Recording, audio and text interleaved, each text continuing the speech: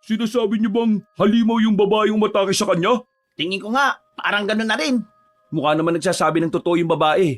Tingnan niyo siya sobrang nanginginig siya. Ano naman kayong nilalang yun? Ay, gagi! O bakit? Ano na naman? Paano kaya kung yung umatake sa kanyang nilalang siya ring umatake at pumaslang kay Victoria? O anong nangyari sa babae? Mang Pedro, nagkamali ka. Sabi mo hindi na mauulit ang pag-atake sa kanya. Pero tingnan mo nangyari namatay siya. Ang tigas din kasi ng ulo ng babaeng yan. Sinabihan ko siya kanina na sa kabila na siya dumaan. Pero hindi siya nakinig. Yan tuloy yung nangyari sa kanya.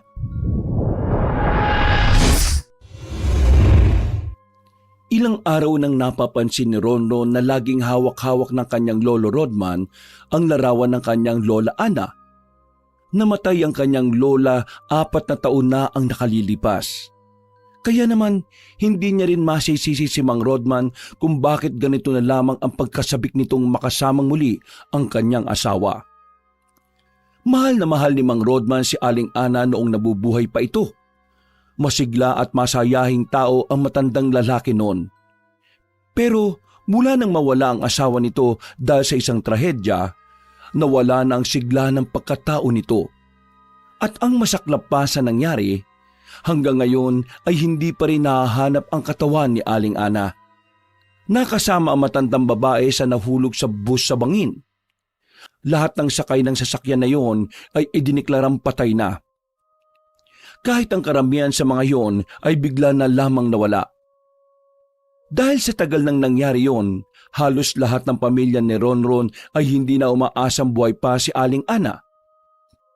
Ang tanging umaasa na lamang ay ang kanyang lolo Rodman. Lo, 7:00 na. Lagpas na hapunan.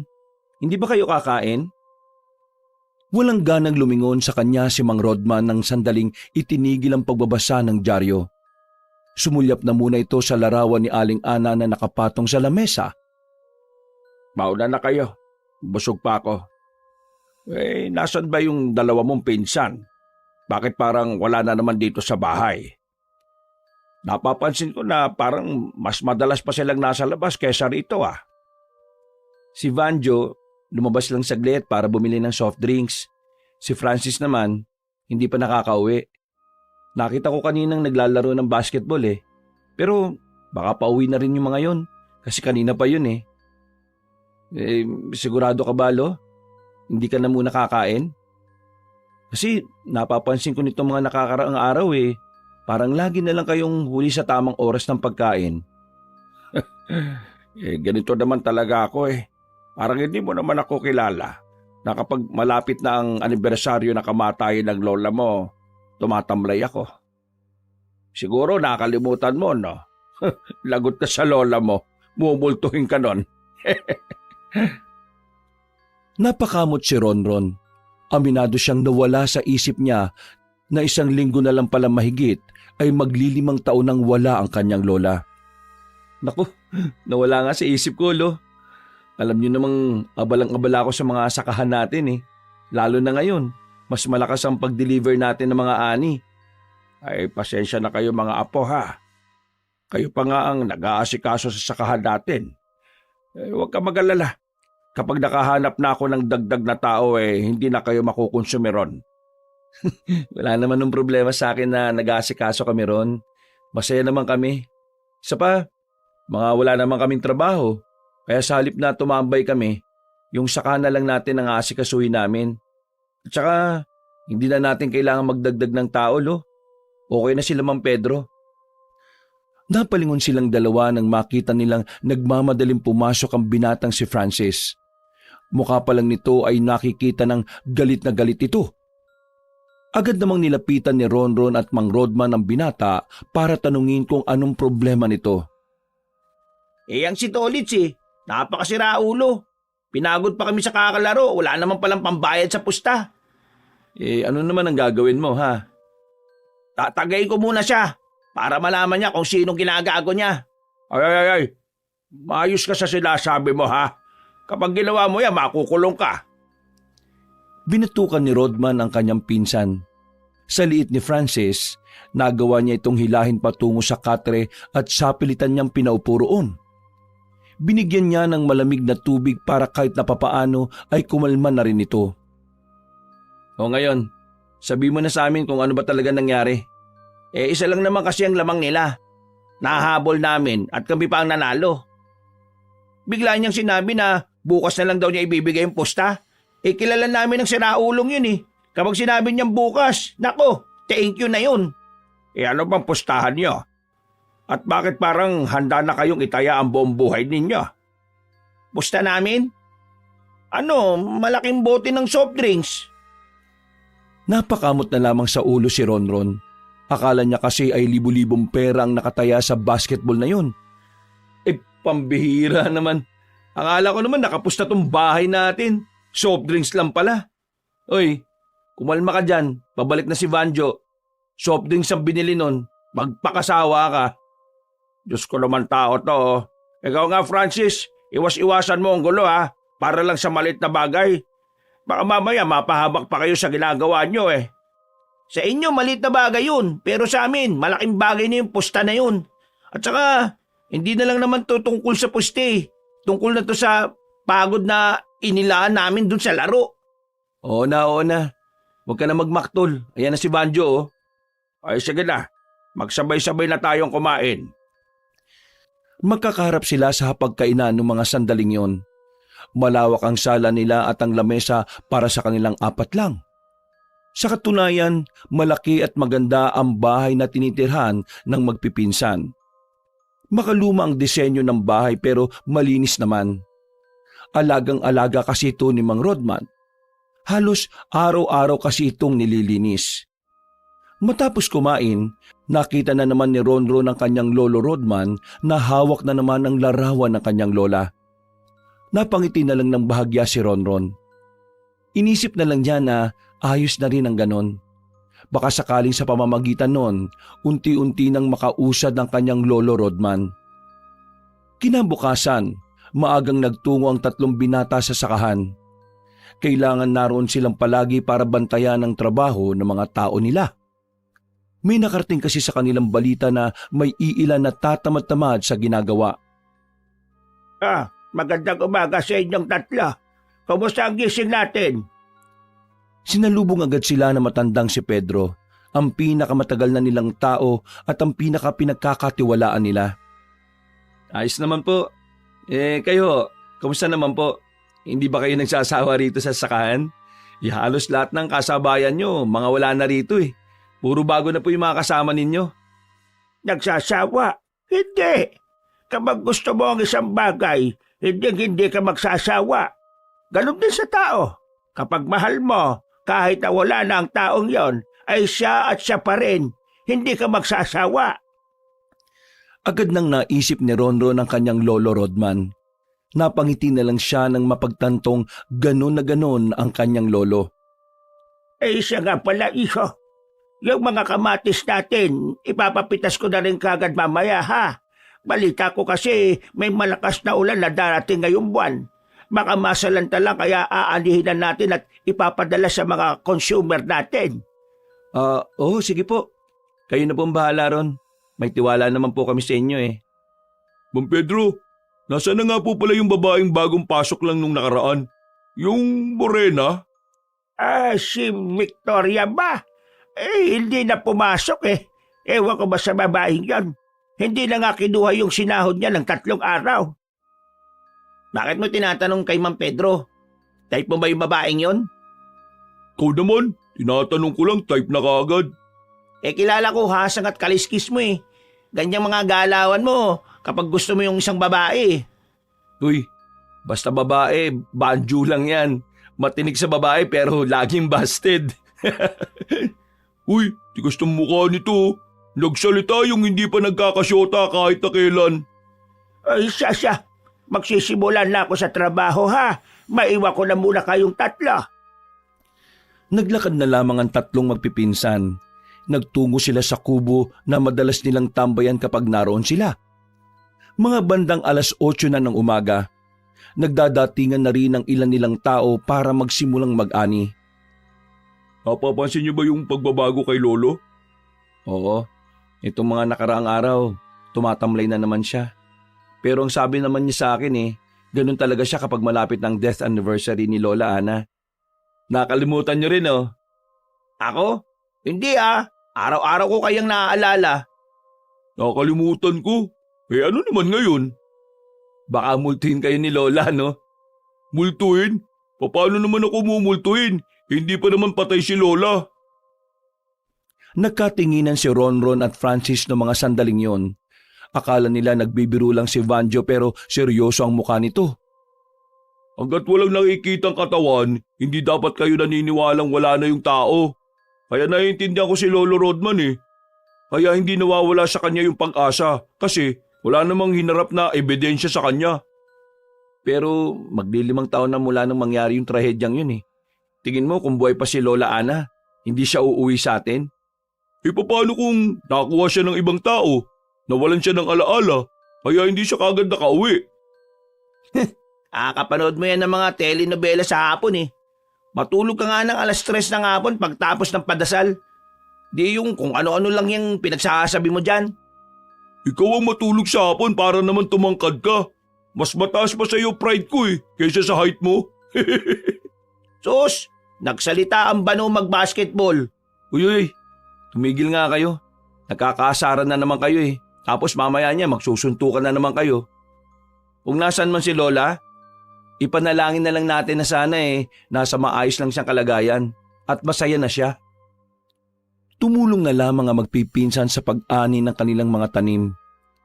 Maghapon silang nagbanat ng buto para matapos na kagad ang kanilang mga trabaho bago man lang dumating ang masamang panahon.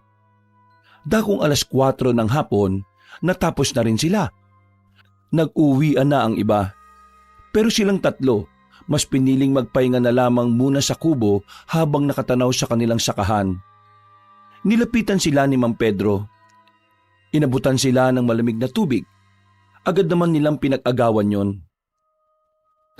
Mang Pedro, pasensya na kayo sa mga to Para kasi mga siraulo to kapag komportable sila sa tao Ay nako, wala namang problema.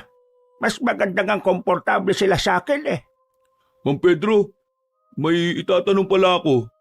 Nung nakaraan ko pa to gustong itanong pero nakakalimutan ko Ano ba naman yan? Nung nakaraan kasi, meron ako nakitang babaeng maputi na laging nakatanaw sa sakahan natin. Hindi ko siya mamukhaan kasi laging doon lang siya nakatayo. Kilala niyo ba yung kung sino yun? Babaeng maputi. Mahaba ang buhok tapos may katangkaran? Opo, parang yun na nga po. Ay, baka kapatid yun ni Victoria. Nakita ko kasi si Victoria isang beses, sumama na siya sa babaeng yun pag-alis. Nakita ko rin yun. Yun na rin yung huling trabaho ni Victoria dito kasi kinabukasan, hindi na siya pumasok dito Ilang taon na ba yung Victoria? Baka mamaya minor de edad pa yun at pinagalitan ng kapatid o magulang. Ikinausap ko naman siya nung unang-una pa lang. Ang sabi naman niya, 19 anyos na siya. Pero bilib din ako sa iyo, Banjo, Basta babae talaga ang talas ng paningin mo. Nagtawanan na lamang sila noong mga sandaling yon. Maya-maya pa ay umuwi na lang din sila sa kanilang bahay. Naabutan nila si Mang Rodman na nagluluto na ng kanilang kakainin. Pasipul-sipul pa ngayon. Nanibago si Ronron sa matanda. Iba kasi ang sigla ng kanilang lolo nung gabing yon. Parang may magandang nangyari na hindi nila alam. Magpahinga na kayo sa sala. Tatapusin ko lang itong niluluto ko at maya-maya kakain na rin tayo, Nauna na nagtungo si Vanjo at Francis sa kanilang sala, habang si Ronron naman ay sandali pang nagpaiwan sa kanilang kusina. Mukhang masarap yung niluluto mo, Lo, Kailan ba naman ako nagluto lang hindi masarap? Maganda yata ang mood mo ngayon, Lo. Ano meron? Kailangan ba may dahilan para gumanda ang mood? Hindi ba pwedeng gusto ko lang namang ipagluto kayo para makabawi naman ako sa inyo? Ito talaga si Lolo. Hindi mo naman kailangan bumawi Hindi. Kailangan ko yon.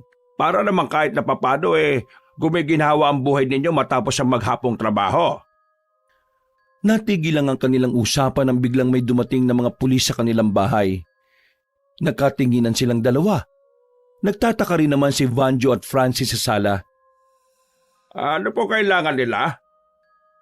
Sinabi ng pulis ang sadya ng mga yon. Ayon sa mga pulis, isa raw sa mga tauhan nila sa sakahan ang natagpuang wala ng buhay malapit lang din sa kanilang taniman. Nagkaroon ng interogasyon sa kanila. Matapos nilang makapagbigay ng salaysay, umalis na rin ang mga pulis. Natulala sila ng mga sandaling yon. Ang masaya sanang hapunan, napalitan ng pangamba. Ang babaeng si Victoria kasi na ilang araw nang hindi pumapasok, natagpuan na lamang na wala ng buhay. Sariwa pa raw ang pagkawakwak ng tiyan, kaya ang hinala ng mga pulis, wala pang 1 oras na patay ang babae. Sinong siraulo naman ang gagawa nun kay Victoria? Napaka-brutal.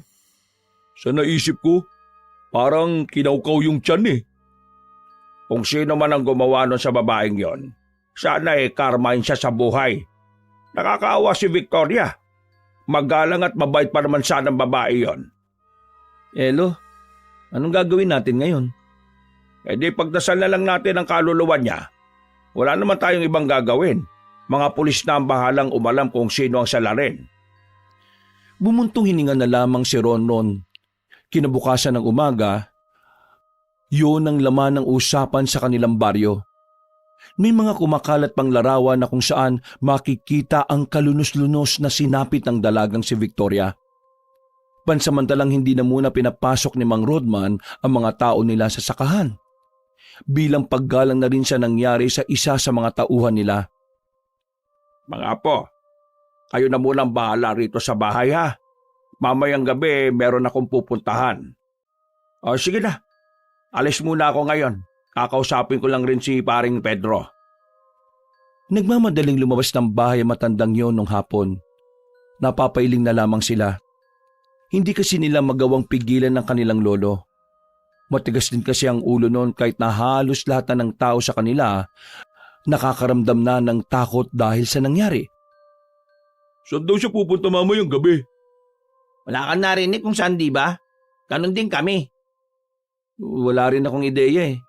Hindi naman lumalabas si lolo ng gabi, di ba? Mamayang gabi bago siya umalis, itatanong ko na lang. Itinuon na lamang ng tatlo ang kanilang atensyon sa ibang bagay. Si Francis nagpunta na lang sa mga kalaro nito sa basketball. Habang si Vanju naman, inilabas na lamang ang kanyang canvas para tapusin ang pinipinta na noong nakarambuan pa nakatenga. Habang si Ronron naman, siya na lamang ang nagkusang magluto ng kanilang kakainin. Pagsapit ng gabi, umuwi ang matandang si Rodman. Saglit lang ang nakalipas, lumabas ito ng silid ng bihis na bihis. Nakapangalis ito na parang merong kikitaing tao. Olo, ayos ang forma natin ah. Saan ba lakad natin? Nako, hindi nyo na kailangan malaman. Sikreto lang to ng matanda. Nagmamadali nang lumabas sa matanda. Napapailing na lang din si Ronron. Sakto namang kapapasok lang ni Francis ng mga sandaling yun. Agad nitong inilapag ang bola sa gilid. Ron, saan daw pupunta si Lolo? Hindi ko nga rin alam eh. Hindi sinabi eh. Nako, tingin ko may kabit si Lolo. Baliw, bakit mo naman nasabi yan? Bis na busy. Iba rin ang ngiti. O paano mo naman masasabing may kabit si Lolo eh? Wala naman na si Lola. Napatingin sila sa kararating lang na si Vanjo. May daladala pa itong paintbrush. Ano pinagsasabi mo? Eh sabi mo kasi may kabit si Lolo eh. Kung sakali mang may iba na siyang kinalolokohan, hindi mo pwedeng sabihin kabit niya yun. Wala na si Lolo eh. Kasal sila ni Lola. At hanggat epektibo ang kasal nila, kahit magkaroon ng ibang babae si Lolo at kahit matanggap natin ang bago niya, kabit pa rin yun. Yun ang nasa batas. Sana kasi nagbabasa ka rin ng mga batas eh, no? Tama si Francis. Pero Francis, malabo namang makahanap naman si Lolo ng bagong babae. Alam naman natin lahat kung gaano kamahal ni Lolo si Lola Ana, di ba? Mismo. Kaya wag yun ang pag-isipan ng kung ano ang lolo natin. Kaya na lang muna natin siyang mag-enjoy kung ano man yung sikretong sinasabi niya. Nagkibit balikat na lamang si Ronron. Makalipas lang ang ilang oras, sabay-sabay na rin silang kumain. Matapos yon, humiga na rin sila para makapaganda sa pagtulog. Pero hindi dinadalaw ng antok ang binatang si Ronron. Naisip niya bigla ang nangyari sa babaeng si Victoria. Anong klase kayang tao yung kayang gumawa nun sa kanya? Tao? Paano kung hindi tao? Hayop. Anong hayop naman? Hindi kaya halimaw? Totoo bang halimaw? Natatawa na lamang siya sa pinagsasabi niya, pero sa kaloob-looban niya, aminado siyang interesado siyang malaman kung ano ba talaga ang tunay na nangyari. Kinaumagahan, nakita nilang nasa sala ang kanilang lolo. Hindi pa ito nakakapagbihis. May ngiti sa labi nito habang nagbabasa ng dyaryo. At sa pagkakataong yun, himalang wala na sa tabi nito ang larawan ng kanilang lola. Nagtataka ang binatang si Ronron nung umagang yon. Nalilito na siya sa ikinikilos ni Mang Rodman. Kaunting-kaunti na lang talaga, iisipin na niyang may iba ng kinahuhumalingan ng kanyang lolo. Lo, iba talaga ang ngiti natin ngayon Ano bang meron? Ha? Ay, wala naman. Maganda lang siguro ang mood ko. Maganda ang mood? Kahit mukhang wala pa kayong tulog? Aba, iba yan lo Ano ka ba? Nakaidlip naman ako kanina. Hindi nga lo. Anong meron? May nililigawan ka na bang iba? Loko ka. Malamang wala. Lola mo lang ang nag-iisa sa buhay ko, no? We, hindi nga. Kulit mo. Wala nga. Sige na. Matutulog na muna ako. Ay, teka. Ano palang balita kay Victoria? Nakita na ba yung gumawa nun sa kanya? Wala pa rin balita Parang wala naman daw kasing kamag-anak dito sa atin yun. Ay, kawawa naman talaga yung dalagang yan, no? Maging masaya na sana ang kaluluwa niya sa langit. O siya, matutulog na muna ako, ha? Dire-diretso ang matandang lalaki papasok sa silid nito. Napansin pa ni Ronron ang nakaipit na panyo sa bandang likuran ng kanyang lolo. Hindi niya kilala ang panyong yon at parabang pambabae rin ang panyo. Mas lalo tuloy siyang naghihinala na baka meron na itong pinopormahan. Para naman kasi kay Ronron, wala namang problema kung magkaroon ulit ito ng minamahal. Patanda na rin naman kasi ang kanilang lolo at palagay niya karapatan naman ng matandang lalaki ang maging masaya ulit. Sinasabi ko naman kasi sa inyo, may iba ng babae si Lolo. Habang tulog si Mang Rodman nung tanghali, nag-usap-usap ang magpipinsan sa sala. Katatapos lang nilang mananghalian noon mga sandaling yon. Laman ng kanilang usapan kung totoo nga bang may iba ng babae ang kanilang lolo. Ano naman kung may bago na siya? Okay lang sa'yo na may kabit si Lolo? Hindi nga kabit ang tawag doon, ang kulit mo. Kabit pa rin yun.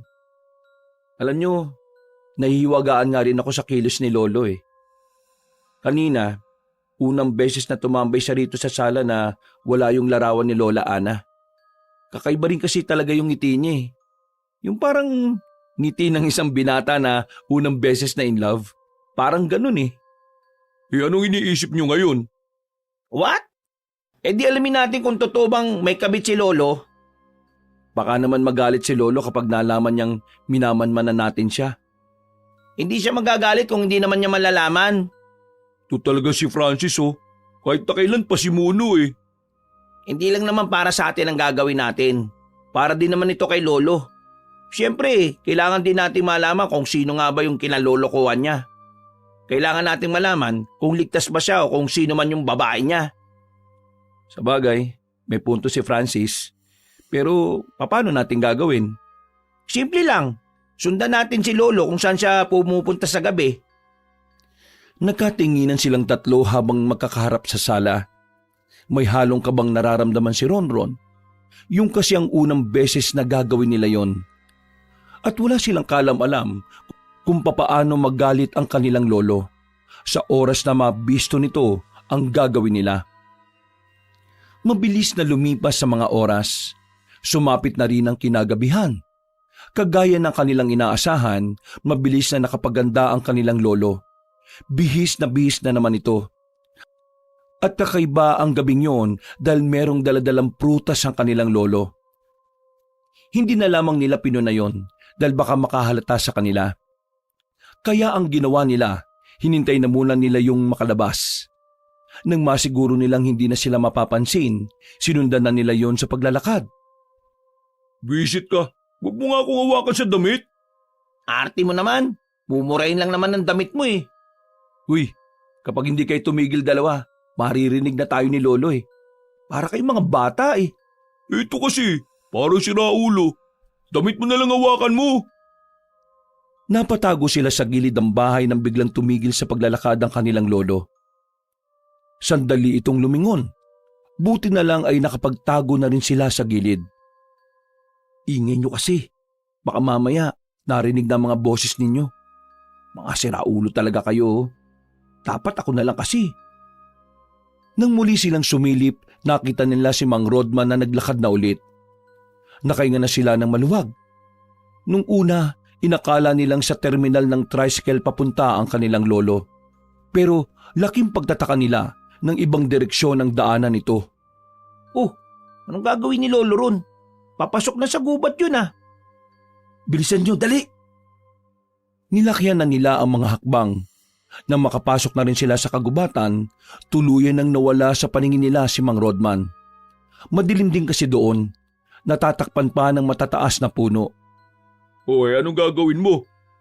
Malamang, magbubukas ng flashlight. Sira talaga tuktok mo eh no. Kapag nag-ilaw tayo, malalaman agad ni Lolo na may sumusunod sa kanya. Huwag mo nang gamitin yan, Francis. Mag-ingat na lang kayo sa paglalakad kasi madilim. Mambira, ano pang silbi ng flashlight na to? Eh di pukpuk mo sa ulo mo. Ay nako, kaunti na lang namumuro ka na, pupukpuk ko to sa ulo mo. Ipinagpatuloy na lamang nila ang paglalakad. Pilit nilang hinahanap ang kanilang lolo. Pero dahil masyadong masukal ang gubat, wala na rin silang napala. Kahit na nag-aalala sila para sa matanda, mas pinili na lamang nilang itigil na ang ginagawa nila. Nakabalik sila sa kalsada. Sandali silang tumigil sa isang tindahan habang nainom ng paborito nilang soft drinks. Nakakapagtaka naman si Lolo. Gubat na yung parting yun. Sino namang kikitain niya sa ganung klase ng lugar? Hindi kaya... Ano? Nagayo ba si Lolo? Ganyan sasabihin mo, di ba? Patapusin mo nga muna ako. Ano bang sasabihin mo, Francis? Baka kasi naengkanto si Lolo. Tingin ko, kailangan natin siyang ipatingin sa albularyo. Naku, naniniwala ka kasi sa ganyan eh. Alam mo naman na hindi naniniwala si Lolo sa mga engkanto na yan. Magagalit pa sa atin yun eh. Hindi natin pwedeng gawin yan. Di nalaman ni Lolo na sinusundan natin siya. Obserba na lang natin siya. Hanggat yung pagbabago niya ngayon hindi naman nakakasakit o nakakapagpahamak ng tao, hindi natin kailangang humantong sa ganyang punto. Concern lang naman ako kay Lolo. Pero sige, kayong bahala. Lahat naman tayo dito concern eh. Pero kailangan kasi nating magdahan-dahan sa mga ginagawa nating desisyon. Ano mang pagkakamali natin, pwedeng makasakit kay Lolo. Ngayon na nga lang natin siya nakikitang sumaya ulit eh. Pahalagahan na lang natin yun. Alam mo sa lahat ng sinabi mo, dyan lang ako sang-ayon sa'yo. No, sige. Ganito na lang ang gagawin natin. Bumalik tayo bukas na mas maaga. Siguro kapag tapos natin sa sakahan, diretso na tayo ron. Hanapin natin dun kung may makikita man tayo mga ebidensya na totoong may tinatago si Lolo sa kagubatan.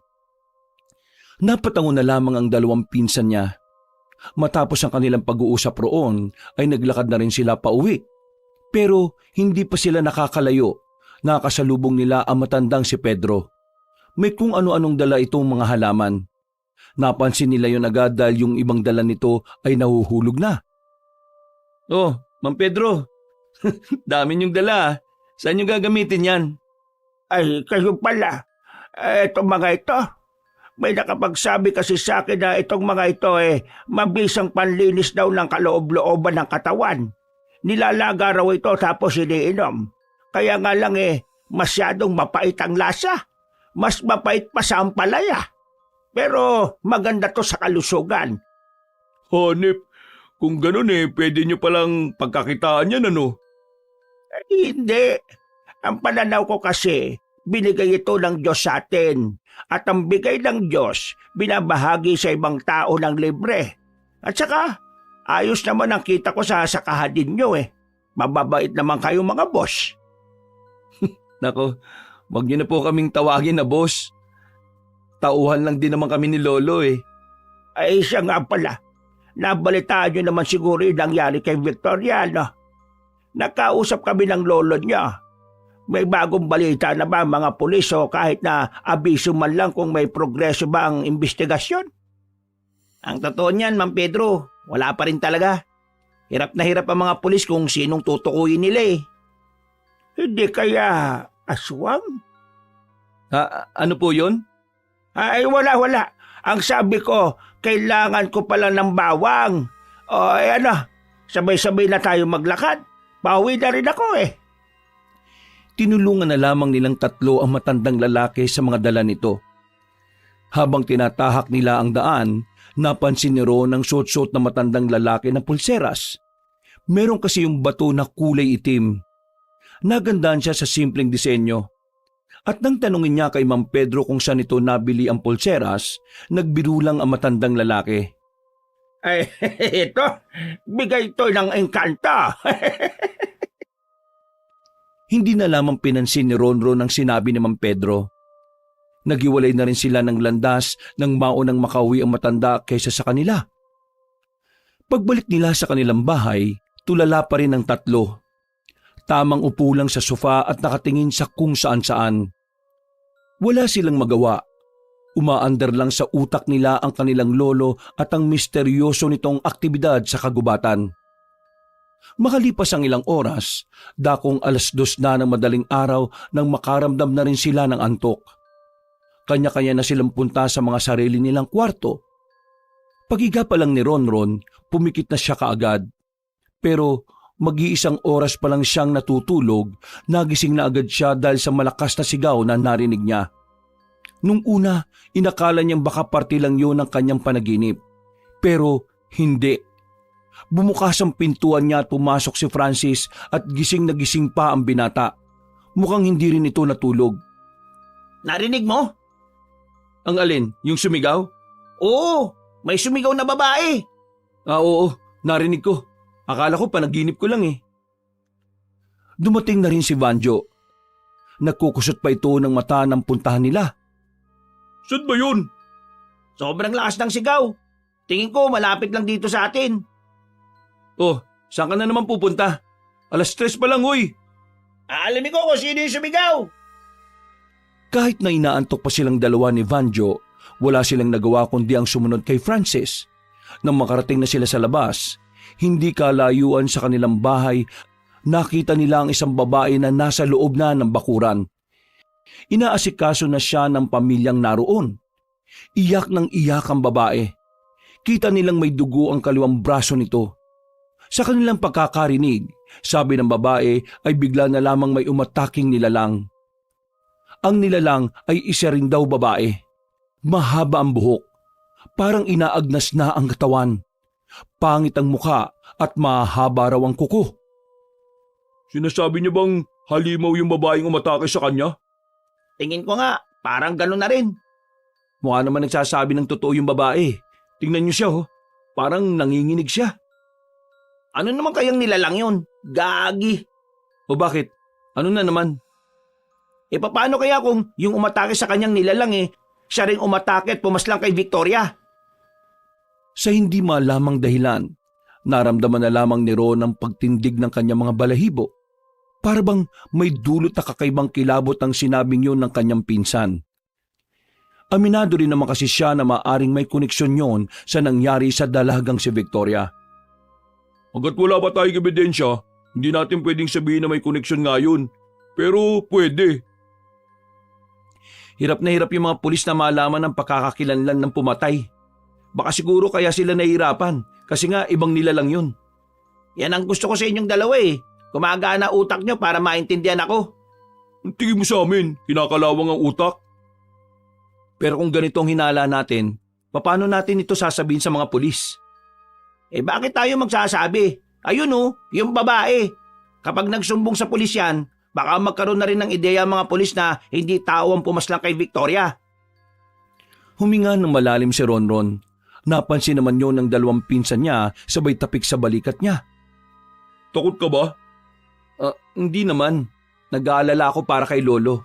Kasi kung totoong may halimaw na pumapatay dito sa atin, baka mamaya mapahamak si Lolo. Lalo na't gubat pa naman yung pinupuntahan niya. Kaya nga dapat malaman na natin sa lalo madaling panahon kung ano ba talaga yung ginagawa ni Lolo Rodman dun eh. Nung mga sandaling yun ay bumalik na lamang ang tatlo sa kanilang bahay. Hindi na sila natulog. Nagkape na lamang sila habang nag-aabang kung may mangyayari na namang kababalaghan. Pero tumilaok na ang manok bandang 5:00. Wala na ring nagparamdam na halimaw sa baryo. Lumabas ng bahay si Ronron. Malakas naman na ang loob niya dahil marami naman na ang gising ng mga oras na yon. Karamihan sa mga naroon kasi ay may mga sari-sariling tindahan sa bawat bakuran. Habang naglalakad siya, nakasalubong niya pa ang babaeng inatake umano ng isang halimaw. May benda na ito sa kamay. Miss, pwede ko bang malaman yung tungkol sa nangyari? Miss? Niligpasan lang siya ng babae para bang hindi siya nito narinig. Tulala lang yon habang nakatingin sa ibaba. Miss, wala ka bang ibang kasama? Huwag ka maglakad na mag-isa. O kaya dito ka dumaan sa kabila para maraming tao. Miss! Hoy! Hayaan mo na siya. Agad na napalingon ang binatang si Ronron nang marinig ang tinig na yon ni Ma'am Pedro. Pagharap niya, bumungad sa kanyang matanda sa karaniwan nitong anyo. Oh, Ma'am Pedro, alam niyo po ba yung nangyari? Yung tungkol dun sa babaeng yon? Oo, narinig ko lang doon sa isang bahay. Napadaan ako ron eh. Ayos lang ba yung babaeng yon? Kasi kung totoo yung sinasabi niyang may nilalang na umatake sa kanya, di delikado yung buhay niya kung mag-isa lang siya. Rasmana! Ma'am Pedro naman, seryoso ko. Huwag ka mag-alala. Malapit na rin namang mag-umaga.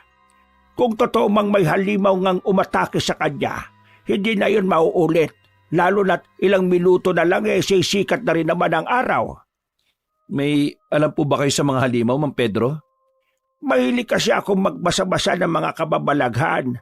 At ayon sa mga nababasa ko, marami kasing uri ng halimaw. Anong klaseng halimaw ba? Marami. Pero ang pinakakilala sa bansa natin, aswang. Ano? Aswang? Sinasabi niyo po bang pwedeng aswang ang umatake sa kanya? Di natin sigurado. Kasi itong mga sasabihin ko binabase ko lang naman sa mga nababasa ko. Wala rin naman akong alam sa aswang-aswang. Ganun ba? Akala ko naman matutulungan niyo ako mabigyan ng kasagutan ng mga tanong ko sa utak ko. Iho, sa mga ganitong bagay, mas mainam na wala kang ganong alam. Paminsan-minsan, ligtas sa mga taong mangmang. At ang mga taong meron ng nalalaman, madalas na sila pa ang napapahamak. Ano pong ibig niyong sabihin? Magsasalita pa sana si Ma'am Pedro pero bigla na lamang silang nakarinig na naman ng malakas na sigaw. Boses yun ng babae at hindi maaring magkamali ang lalaking si Ronron. Ang tinig na yun ay nagmumula sa babaeng inatake ng nilalang. Sa taranta ni Ronron, agad siyang tumakbo para hanapin kung saan nanggagaling ang sigaw na yun. Lumiko siya sa isang kanto. Naglakad pa siya ng kaunti. Maya-maya lang, nakita na lang niya ang isang bangkay ng babae na nasa halamanan. Duguan ang buong katawan. Wakwak ang tiyan. Sa sobrang pagkagulat, napatras si Ronron. Muntikan pa siyang matumba. Buti na lang ay nasalo siya ni Ma'am Pedro na sumunod din pala sa kanya. Mang Pedro, nagkamali ka. Sabi mo hindi na mauulit ang pag-atake sa kanya. Pero tingnan mo ang nangyari namatay siya. Ang tigas din kasi ng ulo ng babaeng yan Sinabihan ko siya kanina na sa kabila na lang dumaan. Pero hindi siya nakinig. Walang salitang lumabas sa bibig ng matandang si Pedro. Hindi rin ito makapaniwala na sa unang pagkakataon nagkamali siya ng prediksyon pagdating sa mga ganong klase ng bagay. Maliwanag na ang paligid nang dumating na ang mga pulis. kasama roon ang tauhan ng kanilang barangay. Kumpulan na naman ng mga tao. Maririnig ang kanya-kanyang haka-haka. Nasa gilid lang si Ronron noong mga oras na yon habang katabi ang dalawa niyang pinsan. Hindi pa rin mawala-wala sa isipan niya ang eksaktong imahe ng bangkay ng babae. Nakapagbigay ka na ba ng statement, Ron? Oo, sinabi ko lahat. Sinabi ko na rin kung ano yung hinala ko na gumawa sa babaeng yon. Anong sinabi mo? Tingin ko, aswang ang pumapatay rito. Aswang lang naman ang may kakayahang mambutas ng tiyan ng isang tao at kunin ang mga laman loob nila. Aswang? Sa totoo niyan, yan din ang iniisip ko eh. Naku po, napunta na tayo sa aswang. Anong gusto mong isipin namin? Wala naman ako sinasabing mali ah. Kung hindi ka naniniwala sa sinasabi namin, umuwi ka na lang sa bahay at baka naroon na si Lolo. Naglakad na lamang palayo si Banjo at naiwan silang dalawa roon. Pareho silang nagkasundo sa kanilang hinala. Nilibot ni Ronron ang kanyang paningin pero hindi na niya nakita roon si Mang Pedro matapos itong makapagbigay ng salaysay. Kay Mang Pedro ako nagkaroon ng ideya eh. Nabanggit niya kasi na ang aswang daw ay isang uri ng halimaw. Kung aswang nga, ibig sabihin, babae yung aswang. Diba sabi ng biktima, unang atake sa kanya, babae ang nakita niyang halimaw? Hindi issue rito kung anong kasarian ng pumapatay. Ang iniisip ko rito, ano yung dahilan niya at bakit parang babae lang ang binibiktima niya. Sandali silang natahimik. Pareho silang walang alam na sagot sa tanong na yun. Maya-maya pa, dinala na rin ang bangkay ng babae. Nag-alisan na rin ang mga tao at umuwi na lang din ang dalawa. Nang makauwi na sila sa bahay, inabutan nilang nag-uusap si Vanjo at si Mang Rodman. Naikwento na rin ni Vanjo ang tungkol sa mga nangyari. Pero parang hindi man lang nabahala ang kanilang lolo. Sa isip-isip ni Ronron, baka masyado itong masaya para intindihin ang mga bagay na wala namang kinalaman sa kaligayahan nito. Nasa hapagkainan na sila habang kumakain ng almusal. Lihim na inoobserbahan nila ang matandang lalaki. Napansin ni Ronron na suot-suot ng kanilang lolo ang wedding ring nito. Mas lalong naguluhan si Ronron. Hindi niya malaman kung totoo bang may bago na si Mang Rodman o baka mas may iba pang nangyayari. Nang makatulog na si Mang Rodman, lumabas ng bahay ang tatlo. Tumungo sila sa sulok ng kanilang bakuran para makapag-usap-usap. Anong gusto mong iparating? Nababaliw na si Lolo.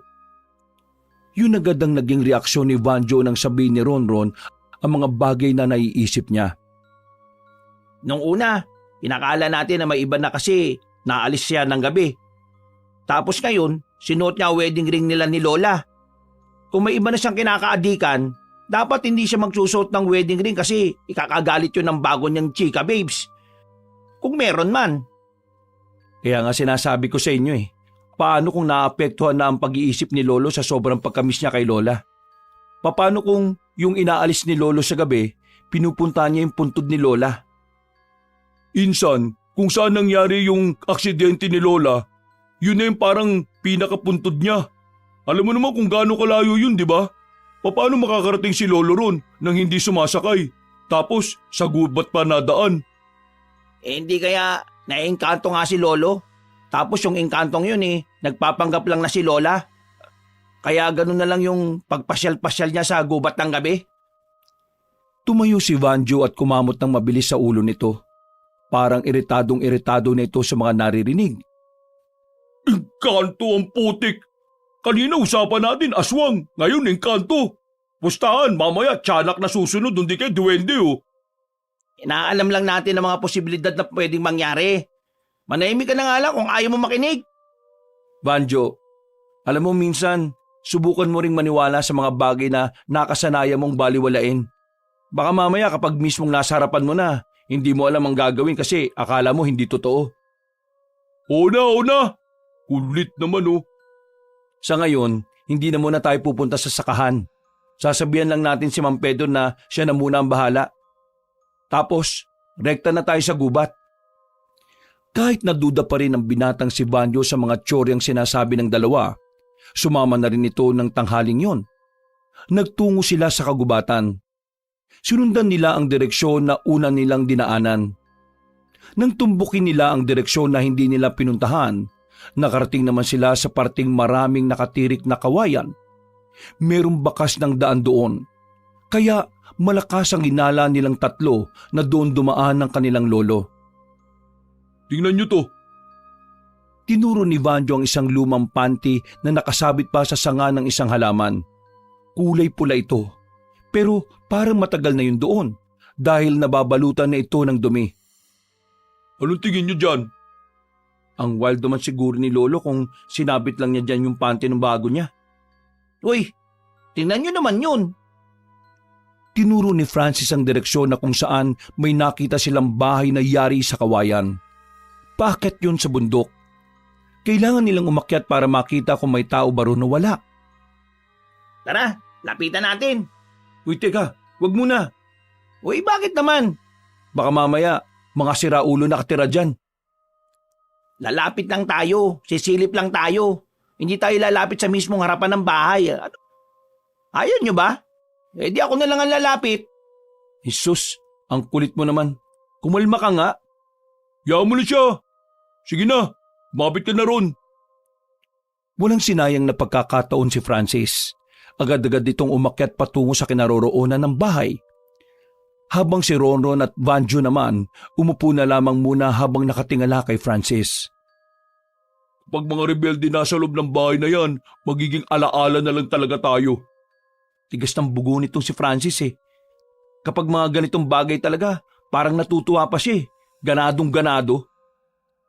Hindi nagtagal, bumalik na rin ang lalaking si Francis. Iiling-iling lang ito sa kanila. Oh, ano nakita mo? Nakatalikod eh. Hindi ko nakita mo ka, pero negative yun.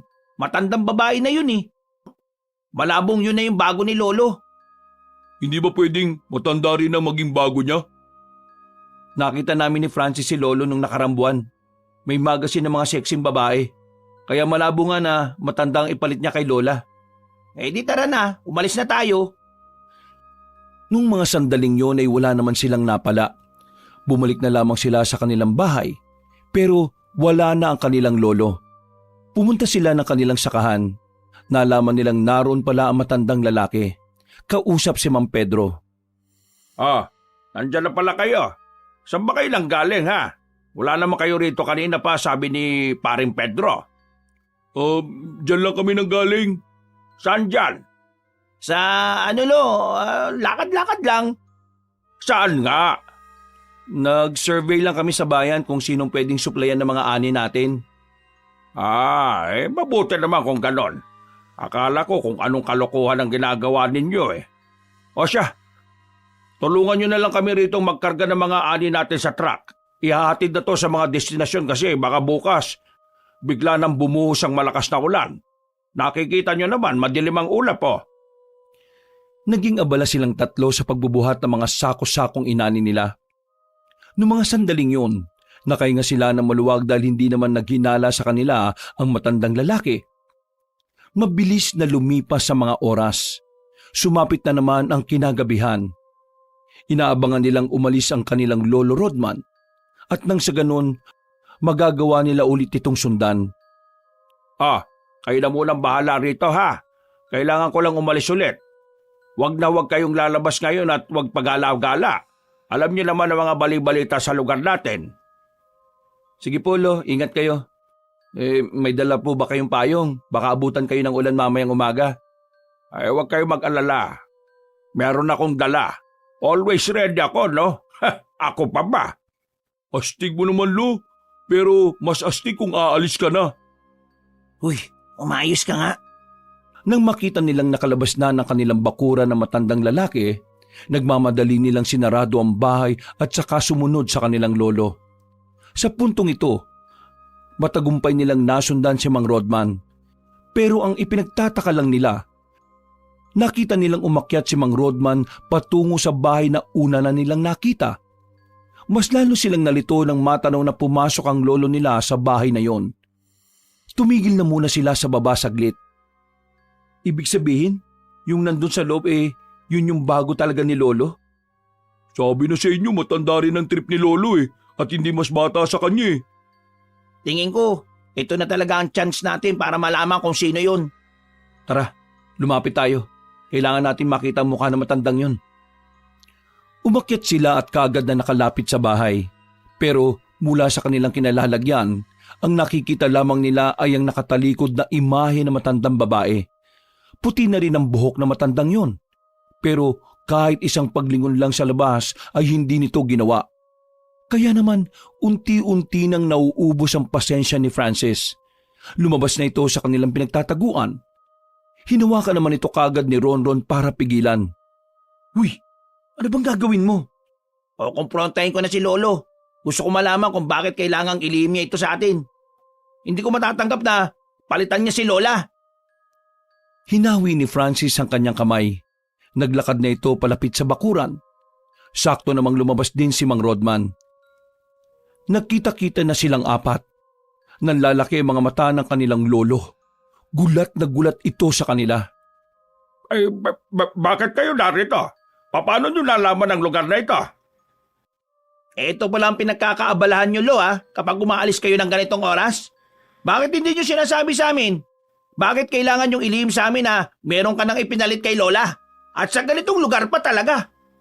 Alam niyong delikado na ang panahon ngayon dahil sa mga nangyayaring patayan sa lugar natin. Pero nagagawa niyo pa rin isugal ang buhay niyo para lang sa bago ninyo? Akala ko ba mahal na mahal niyo si Lola Ana? Bakit kayo naghanap ng iba? Ay, magpapaliwanag ako. Ano bang ipapaliwanag niyo sa amin? Malinaw naman na may iba na kayo. Uy, Francis, maayos ka nga. Para kang tanga. Kaya nga tayo nagpunta rito para malinawan eh. Hayaan mo si Lolo na magpaliwanag. Lo, sige na. Bigyan mo ng linaw ang lahat. Makikinig kami. Francis, manahimik ka muna. Pigilan mo ang emosyon mo. Hayaan na muna natin marinig ang side ni Lolo. Napangisi si Francis at saka tumingin na lamang sa ibang direksyon. Unang-una, gusto kong humingi ng tawad sa inyo sa hindi ko pagsasabi ng tungkol dito. Alam ko kasi na hindi pa ito ang tamang panahon dahil alam kong hindi niyo pa maiintindihan. Maguguluhan kayo at magugulat kayo sa mga malalaman niyo. Pero dahil narito na rin naman kayo, sige, ipapaalam ko na sa inyo kung ano ba talaga ang tinatago kong lihim. Huminga ng malalim ang matandang si Rodman. Umupo ito sa hagdan sa tapat ng pintuan. Nitong mga nakaraan, nakita niyo naman kung gaano ko kalungkot. Kung gaano ko nasasabik na makasama ulit ang lola ninyo. Oo, inaamin ko. Nagkaroon ako ng bago. Pero hindi ng babae, kundi ng bagong dahilan para maging masaya ulit. Akala ko kasi wala ng pag-asa. Pero dininig ng Panginoon ang dalangin ko. Nagbalik siya. Nandito na siya ulit. Buhay ang lola niyo. Lo, ano to? Anong pinagsasabi niyo? Lo naman, huwag niyo na gamitin si Lola para pagtakpan tong pagpalit niyo sa kanya. Uy, dahan-dahan ka nga sa mga sinasabi mo, Francis. Baka nakakalimutan mo si Lolo yan. Hindi yan basta-basta matanda lang na nakakalaban mo sa basketball. Hindi ko kailanman pinagpalit ang lola ninyo. Etong singsing namin, sinuot ko ulit kasi alam kong may babalik na ang saya ko na nawala noon. Lo, paano bumalik si Lola? Isang gabi nung natutulog ako, dumalaw siya sa panaginip ko. At base sa panaginip ko, naninirahan siya sa gubat.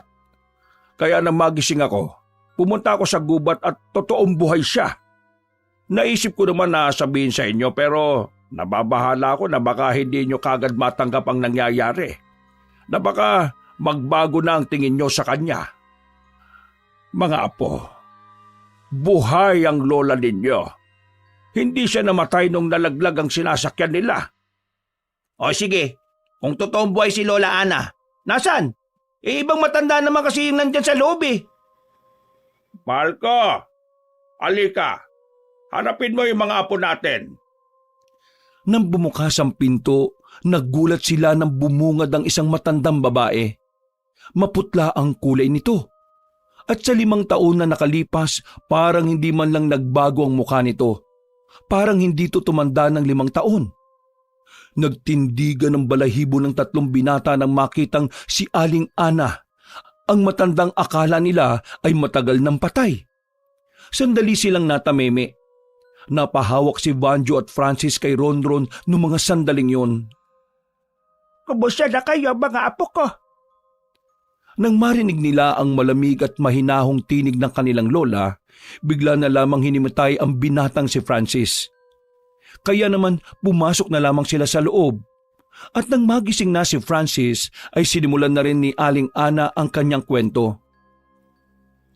Pasensya na kayo. Ako ang nagsabi sa lolo ninyo na huwag na munang sabihin.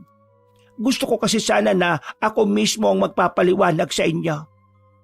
Ngayon, handa na akong ikwento ang lahat. Noong naaksidente kami, totoong muntikan na akong mamatay. Agaw buhay ako, pati na rin ang mga kasama ko sa bus. Pero may mga grupo ng kababaihan na dumating. Kinuha nila kami. Pinasan nila ang mga duguan naming katawan. Akala ko noon ay patay na ako. Kasi ang dami kong sugat sa katawan. Bali din ang braso ko noon. Pero nang magising kami, parang walang nangyari. Nawala ang mga sugat namin. Mabilis na naghilom, ganon din ang pagkabali ng mga buto namin. Nagtaka ako kung ano ang nangyari. Hanggang sa si Cecilia na mismo ang nagpaliwanag sa amin. Para mabuhay kami, ginawa niya kaming aswang. Hindi inaasahan ni Ronron na yun ang sasabihin ng matandang babae. Napapahila mo siya sa sariling mukha. Nawiwindang siya sa mga revelasyon. Parang hindi kakayanin ng utak niya kung hindi niya pa maririnig ang iba pang detalye. Alam kong mahirap paniwalaan, pero yun ang nangyari. Ginawa niya kaming aswang para mabuhay. Pero ang kapalit nun, paglilingkuran namin siya.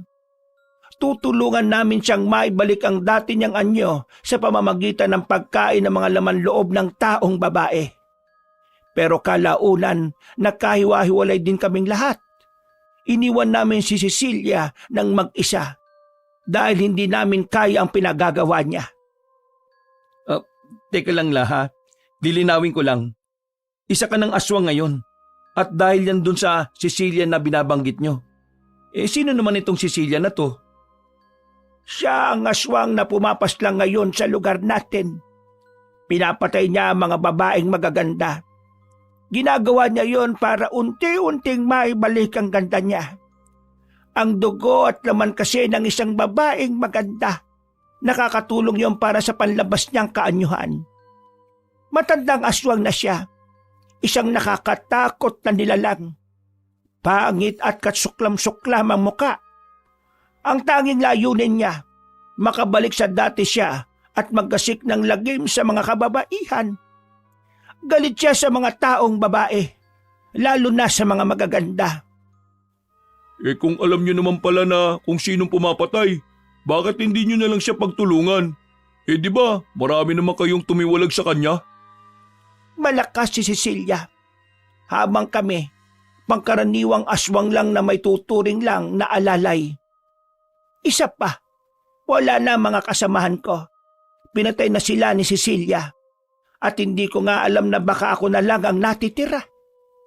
Kaya nga, kahit ayaw ko na sanang magpakita kay Rodman, ginawa ko na lang kasi pakiramdam ko, ako na ang susunod na papatayin. Gusto rin namin ng lola nyo na paslangin ang aswang na yon.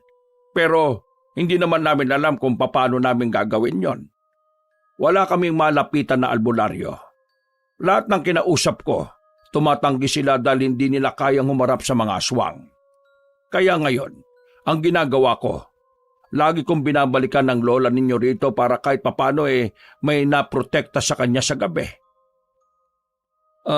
Pero curious lang ako Ang mga aswang ba, hindi ba pwede sa liwanag? Magkakaiba ang mga aswang. May pwede sa liwanag. Meron din namang bawal sa liwanag. Pero kami, hindi kami pwede sa liwanag dahil ganun din si Cecilia. Ang dugo niya ang nananalaytay sa amin. Kaya pare-pareho kaming mamamatay kung masisinagan kami ng araw. Kaya nga, sa gabi lang ako nagpapasama sa lolo ninyo. Kasi sa umaga, ligtas naman ako rito. Aswang ba talaga kayo, La? La, pakitaan mo nga kami. Sa isang iglap lamang, naging kulay itim ang lahat ng mata ni Aling Ana. Nagkaroon din to na makakapal at nakaumbok na ugat sa muka. Dahil doon, tuluyan na ring naniwala ang tatlong binata. Ngayon, alam na natin kung sino ang aswang na pumapaslang sa lugar natin. Ang kailangan na lang natin humanap ng makakatulong sa atin. Pero higit sa lahat, masaya kaming malaman na buhay pa kayo, Lola. Kung alam nyo lang na halos araw-araw kaming nalulungkot, wala nang mawala ka. Sus, kunwari ka bang nalulungkot araw-araw? Halos araw-araw kang namababae rin eh. At least ako, hindi ko pinagbibintangan si Lolo na may ibang babae. Tungkol pala doon, Lo. Ako na po ang humihingi ng pasensya sa mga naisip namin. Nag-aalala lang kasi talaga kami na baka mapahama ka sa kakaalis mo sa gabi. Naiintindihan ko naman. Alam ko na ginawa nyo lamang yun para sa akin. Kaya huwag nyo nang isipin yon. Ang mahalaga, narito na ulit ang lola ninyo. Hello, aswang na si Lola. Makakabalik pa ba siya sa dati? Huminga ng malalim ang dalawang matanda. Bumakas sa mukha ng mga ito ang kaunting lungkot. Sa totoo, hindi namin alam kung papaano o kailan. Basta ang iniisip na lang namin ng lolo ninyo ay kung papaano ko magagamit sa kabutihan itong pagiging aswang ko. Huwag kayo mag-alala. Sa 5 taon ng pagiging aswang ng inyong lola, hindi siya kumain ng tao. Puro gulay at prutas lang ang kinakain niya. Hindi siya kumakain ng karne mula noon. Sobrang saya kong narito kayong tatlo. Akala ko hindi na darating ang araw na makakasama ko kayo. Akala ko habang buhay ko na lang kayong titingnan sa malayo. Total, kumpleto naman na tayo. Bakit hindi tayo magdiyong sa pagbabalik ni Lola? Saktong-sakto. Nakapagdala ko ng mga pwede nating kainin. Nung gabing yun, lahat ng mga katanungan nila sa kanilang isip ay sa wakas nagkaroon na rin ng kasagutan. Gumaan na rin ang kanilang pakiramdam. Sobrang saya ng kanilang kalooban, lalong-lalo na si Ronron. Hindi niya mapaliwanag ang ligaya na nararamdaman niya. Dahil ngayon, nakikita na niyang masaya ang kanilang lolo Rodman. Sinulit nila ang pagkakataon, doon na rin sila nagpalipas ng oras. Umaga na nang magpaalam na sila sa dalawang matanda. Lo, dito ka na muna kay Lola. Uuwi na muna kami sa atin. Kukuha kami ng mga maraming gulay para mamayang gabi pagbalik namin dito. Marami tayong kakainin. La, babalik kami mamaya. Kaming bahala na sa mga kakainin mo. Maraming salamat sa inyo mga apo. Masayang masaya ako na muli kayong nakasama. Mag-iingat kayo sa pag-uwi ninyo, ha? Babalitaan na lang po namin kayo kung anong masasagap namin sa baryo. Magdadala na rin ako ng mga lumang damit po ninyo, La. Matapos makapagpaalam ay agad na rin silang umalis. Masaya na sana nilang sisimulan ng kanilang araw, pero pagdating nila sa kanilang baryo, isang masamang balita ang sumalubong sa kanila. Panibagong biktima na naman ng pagpaslang ang kanilang nadatnan. Ayon sa mga narinig nila, ang biktima ay natagpuang palutang-lutang sa ilog. Wala na ring lamang loob. Hinala ng iba, labandera ang babaeng yun. Hindi tuloy maiwasan na magpipinsan na hindi kilabutan. Pakiramdam nila, palala na ng palala ang mga nangyayari. Mukhang kailangan na talaga natin makahanap na makakatulong sa atin, ha? Tingin ko mas maganda kung aabisuhan natin ng mga tao. Kung malalaman nila na aswang ang pumapaslang, baka makapaganda sila at mas makaiwas sa kapahamakan. Tingin ko tama naman si Francis. Kailangan mamulat ang mga tao. Simulan natin sa pamunuan ng barangay natin. Bago sila tumungo sa kanilang mga plano, inasikaso na muna nila ang sakahan. Ilang araw na rin kasi silang hindi nakakadalaw doon na matagal. Inabutan nila ang mga tauhan nilang abala sa ginagawa, pero wala roon si Mang Pedro.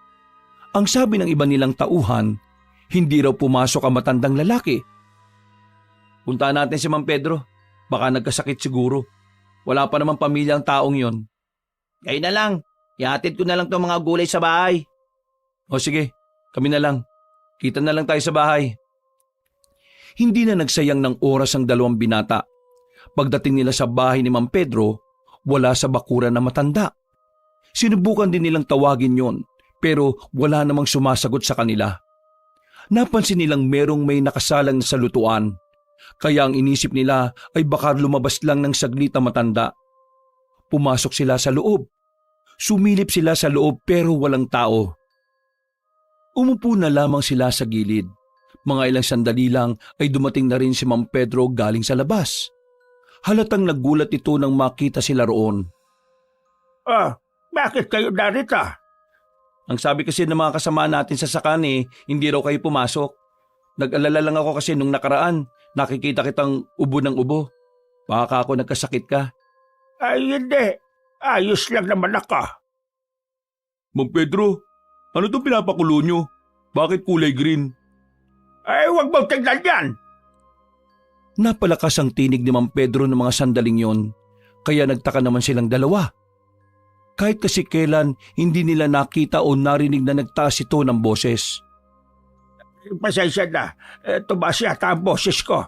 Nitong mga nakaraan kasi, puro plema ang lalamunan ko. Kaya hindi ko nakokontrol minsan ang boses ko. Wala naman pong problema yun, Mang Pedro. Nagulat lang kami. Kailangan mo ba ng pera pambili ng gamot? Agapan na natin yan. Baka matuluyan kang magkasakit niyan. Hindi. Ayos lang ako. Wala naman akong sakit May kailangan pa ba kayo? Wala naman Kinumusta ka lang namin. Mukhang nakakaistorbo na yata kami kaya aalis na lang kami. Pasensya na kayo hindi ko kayo masikaso. Kailangan ko lang talagang tapusin tong ginagawa ko. Tinapik na lamang ni Ronron sa braso ng mahina matandang lalaki. Naglakad na rin sila palabas ng bakuran.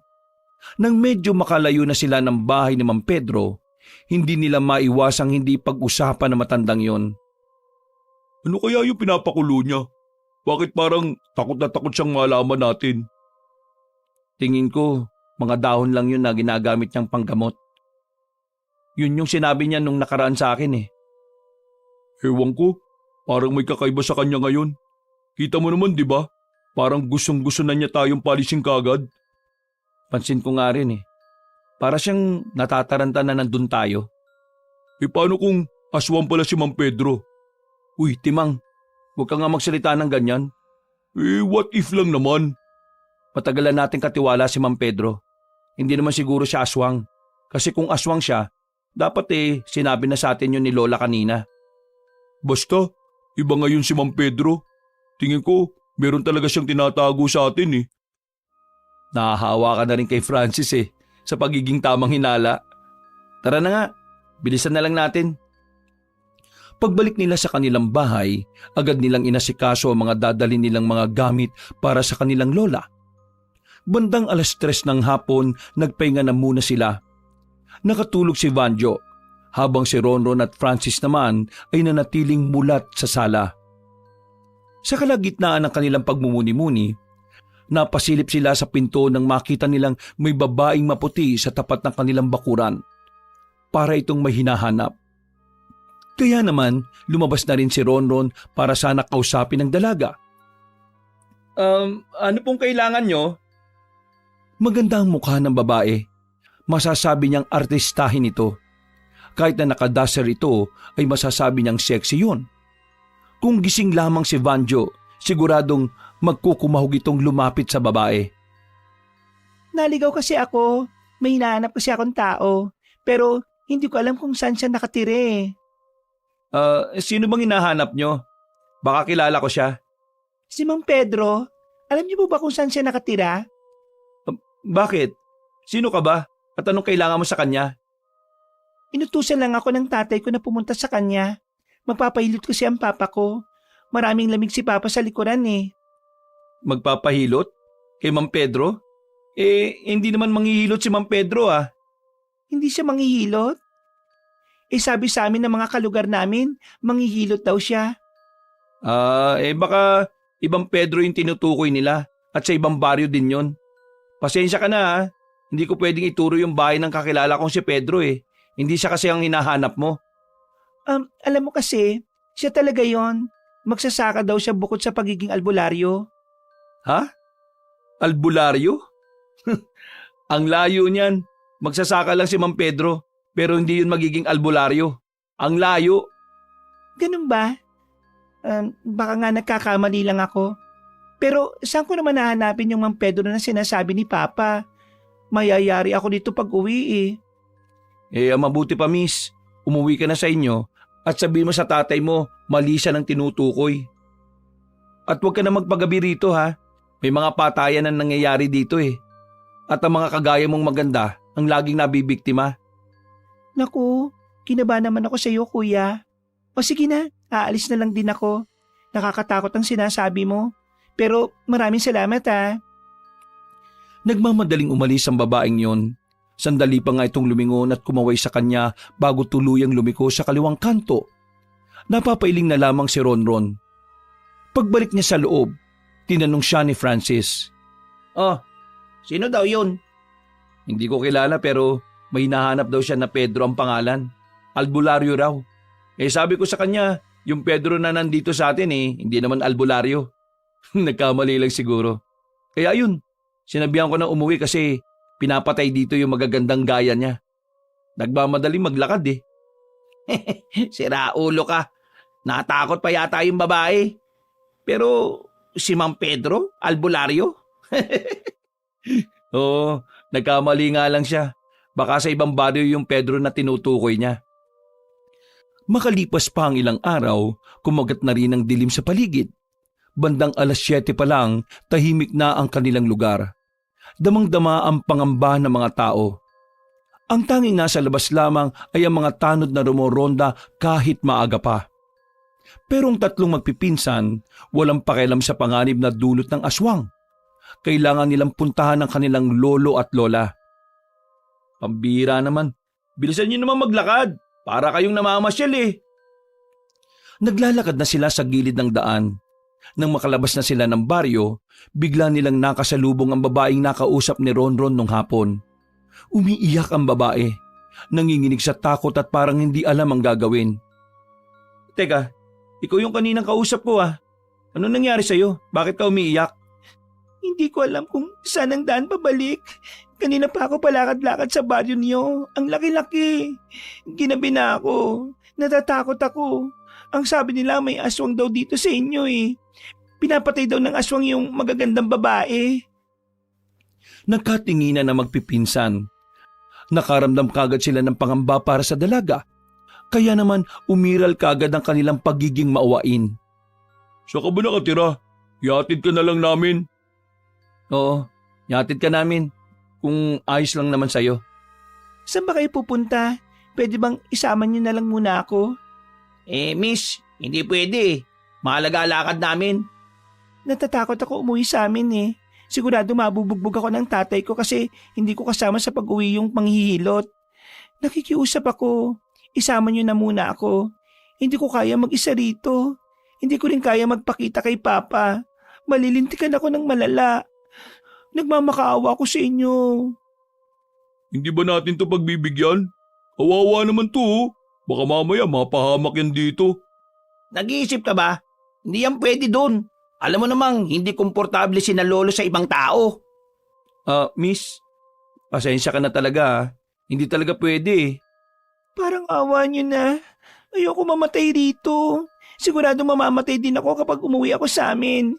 Hindi niyo alam kung gaano kahayop ang ama ko. Pakiusap naman oh. Kapag namatay yan, konsensya natin yan. May kaya tayong gawin pero hindi natin ginawa. Ano Francis, palagay mo? Sasabi tayo dyan, Diyos ko. Di bago natin siya pakilala kay Lola, sabihin natin may kasama tayo para makakilo si Lola ng normal. At wag na munang pag-usapan ng tungkol sa pagiging aswang niya. Kahit na saglit lang, nakikiusap ako sa inyo. Sige. Pero saglit na saglit lang ha. Seryoso ka ba ron? Isama na natin. Kapag napahamak pa yan, habang buhay nating dadalin yung konsensya. Diyos ko naman, bahala kayo sa buhay nyo. Wala nang nagawa pa si Francis. Isinama na nila sa paglalakad ang dalaga. Tahimik ang dalaga kaya naisipan ni Vanjo na tanungin ang pangalan nito. Parte na rin kasi yon ng mga galawan ng isang Vanjo na hayok sa babae. Miss? Ano nga palang pangalan mo? Pangalan ko? Tina. Tina ang pangalan ko. Ganda naman ang pangalan mo. Ako naman si Vanjo. Itong pinakagurang sa amin, si Ronron. Yung isa, yung bugnutin. Parang may dalaw palagi. Si Francis yun. Kulang sa buwan nung pinanganak kaya ganyang kainit ang ulo. Mga 3 buwan pa lang yan yata sinilang na Nakakatawa ka naman. Wala na sana silang problema sa babae noong mga sandaling yon, pero habang naglalakad sila, bigla silang napatigil na may mabanggit ang dalaga sa kanila. Swerte ng lola nyo, no? May mga apo siyang kakaya ninyo. Sigurado matutuwa siya ngayon kapag dating natin doon. Ha? Paano mo nalaman na may lola kami? Di ba sinabi nyo kanina? Wala naman kaming binanggit na lola sa iyo Kami-kami lang nag-uusap nun. Paano mo narinig? Paano mo nalaman ang tungkol sa lola namin? Sino ka ba talaga? Dumistansya na sila ng bahagya sa babae. Nagkaroon na sila ng masamang kutob sa babaeng kasama nila. Sandali, kalma lang mga tol. Tingnan nyo kinakabahan na tuloy si Tina Huwag kang ang tanga-tanga, Banjo. Hindi ka ba nagdududa sa babaeng yan? Alam niyang may lola tayo. Alam niya rin na doon ang punta natin. Mag-isip ka nga. Sino ka? Magpakilala ka. Hindi ko alam ang sinasabi ninyo. Hinulaan ko lang naman na may lola kayo. Huwag mo kaming gawing tanga, no? Bigla na lamang naglabas ng kutsilyo ang binatang si Ronron. Itinutok niya yon sa dalaga. Pero mukhang hindi man lang nakaramdam ng takot ang babae. Sa halip, tumawa lang ito ng mahina. Mukhang hindi ko na talaga kayo magagamit para mahanap si Ana. Kaya sige, magpapakilala na ako. Ako nga si Cecilia, ang aswang na pumapaslang sa mga magagandang babae. Sinasabi ko na nga, Abi. Pasensya ka ngayon dahil hindi namin ituturo sa iyo kung nasaan ang lola namin. Nakaisip na ako ng paraan Bigla na lamang pumangit ang itsura ng dalaga. Wala na silang nagawa nang hatakin nito si Vanjo. Si Vanjo na noong mga sandaling yon ay hindi na alam ang gagawin. Takot na takot at parang maiihi na sa kaba. Kapag hindi niyo ako dinala kay Ana, mamamatay ang lalaking ito. Nakwento naman siguro ng lola niyo kung ano ang kaya kong gawin, di ba? Lumabang ka nga ng patas. Hindi yung gumagamit ka pa ng taong tanga. Seryoso ka ba? Yan talaga sasabihin mo? Hindi namin sasabihin kung nasan si Lola, kahit na umiyak ka pa ng dugo. Isa ka pa! Kung ganon, magpaalam na kayo sa lalaking ito. Akmang may gagawin ng masama ang babaeng aswang na si Cecilia nang biglang may tumamang malaking bato sa mukha nito. Agad na dumugo ang ibabaw ng kilay nito. Dahilan para makakawala si Vanjo sa pagkakabihag. Nagtatakang 3 binata kung saan galing ang bato. Ilang sandali lang lumabas na lamang sa gilid ang isang matanda. May hawak itong katana. Nakasuot ng mahaba at kulay itim. Maangas ang lakad na parabang mga bidang naglalakad ng slow motion habang meron pang pausok. Namamangha silang 3. Pero mas lalo silang namangha nang malaman kung sino ang matandang lalaki na yon. Ma'am Pedro? Magbilag kayo. Ako na po lang bahala sa babae kita. Sigurado po kayo na kaya niyong aswang na yan? Ang sabi ni Lola, malakas daw ang babaeng yan Wala akong pakialam kung malakas siya. O ito, hawakan mo nga muna itong insenso. Hanip, may pausok pa na insenso. Para saan to? Masakit yan sa ilong para sa mga aswang na gaya niya. Kakaibang aswang na yan. Hindi siya gaya ng ibang aswang na hindi pwedeng gumala kapag hindi gabi. Siya, kaya niyang makapambiktima kahit tirik ang araw. Kaya naman, hindi na natin sasayangin ang pagkakataong ito. Papaslangin na natin siya. Agad na bumuelo matandang lalaki.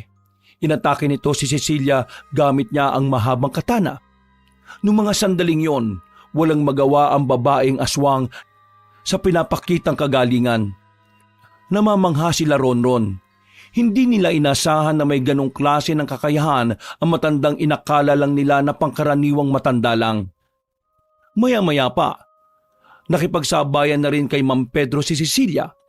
Mabilis ang babae, pero parang hindi naman ito seryoso sa nangyayari. Patawa-tawa lamang ito, at ang bawat atake ay tila nilalaro lamang. Hindi ko inakala na may kakayahan din pala kayong lumaban. Akala ko, walang kwentang albularyo ka lang. Huwag ka na maraming satsat. Sige, lumaba ka sa akin ng maayos. Gusto ko ipakita mo sa akin ang lahat ng kaya mong gawin. Huwag ka magmadali, tanda. Darating din tayo dyan. Pero hindi na muna ngayon. Masyado pang maaga. Kailangan ko muna mag-relax. Hindi pa ngayon ang tamang panahon. Ay bakit? Natatakot ka bang baka mapatay kita? Paalam na muna sa ngayon. Mag-aarap pa tayo ulit sa susunod. Tumalon na ang babae paakyat sa puno at saka umalis. Lumapit naman sa kanila ang matandang si Pedro. Itsura pa lamang nito, makikita na ang tapang nito. Ma'am Pedro, ano po ba talaga kayo? Bakit ang galing-galing nyo naman lumaban sa aswang? Total, nakita nyo na rin naman. Aaminin ko na. Isa akong albularyo. Pero sikreto lang ito. Walang gaanong nakakaalam. Dito sa atin, kayo lang at ang aswang na yon ang nakakaalam. Bakit? Bawal bang sabihin? Kasi kapag lantaran ng pagkakakilanlan ng isang albularyo, mainit sila sa mga mata ng mga aswang. Kagaya na lamang ngayon. Alam niya kung sino ako, kaya alam niya kung sino dapat ang papaslangin niya muna. Nagkataon lang na hindi naman ako basta-bastang albularyo lang. Dahil doon pa man, pumapatay na talaga ako ng aswang. May tuturing rin akong isang manunugis.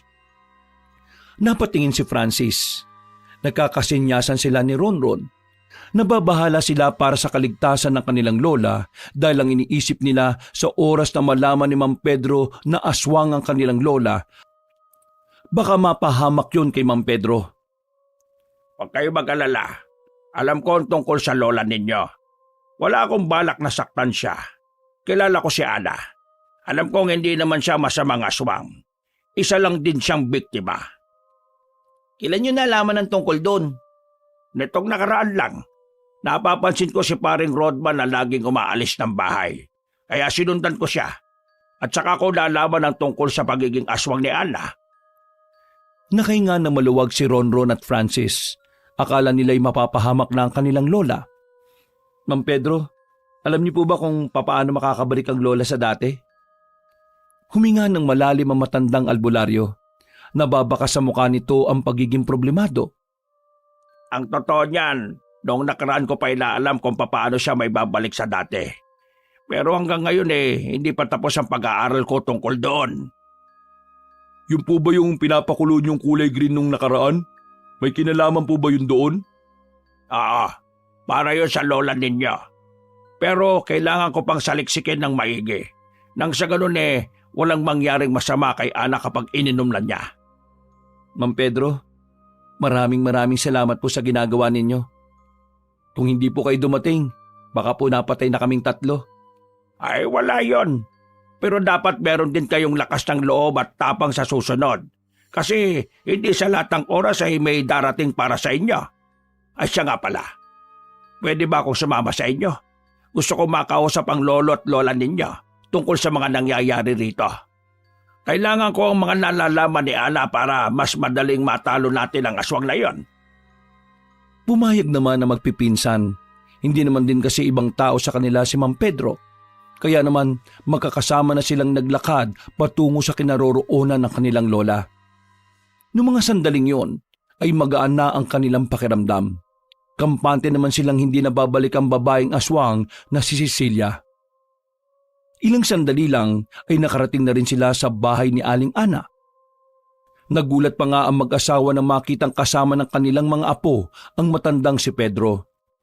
Ngumiti si Pedro, bagay na nagpagaan ng kalooban ni Mang Rodman at ni Aling Ana. Alam ko na ang tungkol dito, Ana, Rodman. Huwag kayo mag-alala. Hindi ko balak saktan si Ana. Tutulungan ko kayo laban sa aswang na gumawa nito sa iyo, Ana. At sa aswang na patuloy na nang bibiktima ng kababaihan. Teka, paring Pedro, bakit ka nakaganyan? Lingid sa kaalaman natin na si Mang Pedro pala isang albularyo. Sikreto lang daw kaya mula noon wala talaga tayong ideya. Noon pa napapansin ko ng parang marami kang ginagawang walang kinalaman sa pagsasaka. Kaya hindi na ako magugulat kung ito nga ang nililihim mo sa amin. Ana, kailangan ko ng mga nalalaman mo. Kailangan kong malaman kung paano ko kakalabanin si Cecilia. Sige, sasabihin ko lahat sa iyo. Pumasok na muna kayo at dito na tayo mag-usap-usap sa loob. Habang nasa loob ng bahay ang tatlong matanda, nasa bakuran naman na magpipinsan. Hanggang sa mga puntong yun, hindi pa rin sila makapaniwala na ang matandang pinagkakatiwalaan nila ay may kakaiba palang katauhan. Napapailing na lamang sila. Napakagaling talaga ng tadhana no? Akalain mo yun? Yung taong akala nating mahina na, malakas pa pala at may kakayahan pang harapin yung sinasabi ni Lola na pinakamalakas na aswang. Hindi mo talaga masasabi ang isang tao kung sino siya, base lang sa nakikita natin. Pero ngayon, ang mahalaga, hindi na tayo maghahanap pa ng ibang tao. Nandito na si Mang Pedro na handang tumulong sa atin. Pero mga lintik pa rin kayo. Parang gusto niyo talaga mamatay ako kanina no? Sino ba kasi yung nagpumilit na isama yung babaeng yun? Hindi ka kasi nag-iisip No ka ba? Hindi porke sinabi namin yung kanina, gusto ka na naming mamatay. Nilalaro lang namin ang utak niya. Nilalaro? Buti na lang talaga dumating si Mang Pedro. Kung hindi, sa langit na ako maglalaro ng utak. Nakaligtas ka naman kaya wag ka na magmaktol. Ang iniisip ko ngayon, paano tayo makakatulong kay Mang Pedro? Nakakaya naman kung pati tayo o protektahan niya. Nakita niyo naman kanina, di ba? Para tayo mga tanga na wala man lang nagawa para ipagtanggol ang mga sarili natin. Madali lang naman tayo makakatulong Maging matapang lang tayo. Umawak tayo ng itak. Tapos, yun na. Ang problema sa atin kasi kanina, masyado tayong emosyonal. Nagsalita yung lagi na lang mainit ang ulo sa akin. Sino ba naman kasi hindi iinit ang ulo kapag yung kasama mo tanga? Oo, yan na naman kayo Manahimik na nga lang muna kayong dalawa. Matapos ang pag-uusap na matatanda sa loob ng bahay, lumabas na rin si Mang Pedro para magpaalam. Ihahatid na sana ito ni Ronron pero hindi pumayag ang matandang lalaki. Kaya naman daw kasi nito ang kanyang sarili. Nagkibit-balikat na lamang sila Ronron at hindi na rin nagpumilit pa. Paano? Kailangan ko nang bumalik. Baka makatunog pa ang babaeng yun at saka makasunod pa rito. Basta, pare. Tandaan nyo lang ang lahat ng mga sinabi ko sa inyo, ha? Maraming salamat, pre. Maasahan ka talaga, hindi lang sa sakahan, pati na rin sa mga ganitong uri ng pangyayari. Nako, para naman kayong bago ng bago. Huwag na kayo mag-alala. Lahat ng ito'y ginagawa ko para makabawi ako sa inyo ng mga panahong tinulungan nyo rin ako. Kumaway na lamang ang matandang si Pedro at tuluyan na ring nawala sa kanilang paningin. Samantala, maya-maya lang din ay pumasok na rin sila sa loob ng bahay. Matapos may kwento ng tatlong binata ang mga nangyari, hindi na sila pinayagan pang umuwi. Minabuti ng mag-asawang Rodman at Ana na doon na rin magpalipas ng gabi ang kanilang mga apo. Kahit inaantok na, gumugulo pa rin sa utak ni Rondon ang mga nangyari. Hindi niya maintindihan ang kanyang nararamdaman. Ngayong kasama na nila sa laban si Mang Pedro, para bang nakakaramdam na rin siya ng pagkabahala. Lumigid na lamang siya pakanan habang nakahiga. Nagulat siya nang halos magdikit na ang mukha nila ni Banjo. Nanong mga sandaling yon ay masarap na rin ang tulog. Kinabukasan ng umaga, kahit antok pa ang tatlong binata, maaga silang ginising ni Mang Rodman. Nakahanda na rin kasi ang kanilang kakaining almusal. Naglatag lamang ng dahon ng saging sa ibabaw ng lamesa at doon inilagay ang kanin at ulam. Habang si Aling Ana naman ay gulay at prutas lang ang kakainin. Masaya naman ang kanilang kainan, pero mga bandang 8:00 ng umaga, kinailangan na rin nilang umalis. Kailangan pa rin kasi nilang asikasuhin ang kanilang sakahan. Mag-iingat kayo mga apo. Palagi niyong tatandaan na mas mahalaga ang kaligtasan natin sa kahit ano pa mang mga bagay. Huwag kayong mag-alala. Makakaalis din ako rito. Kasama niyo ako sa laban na ito, mga apo. Huwag rin po kayong mag-alala, Lola.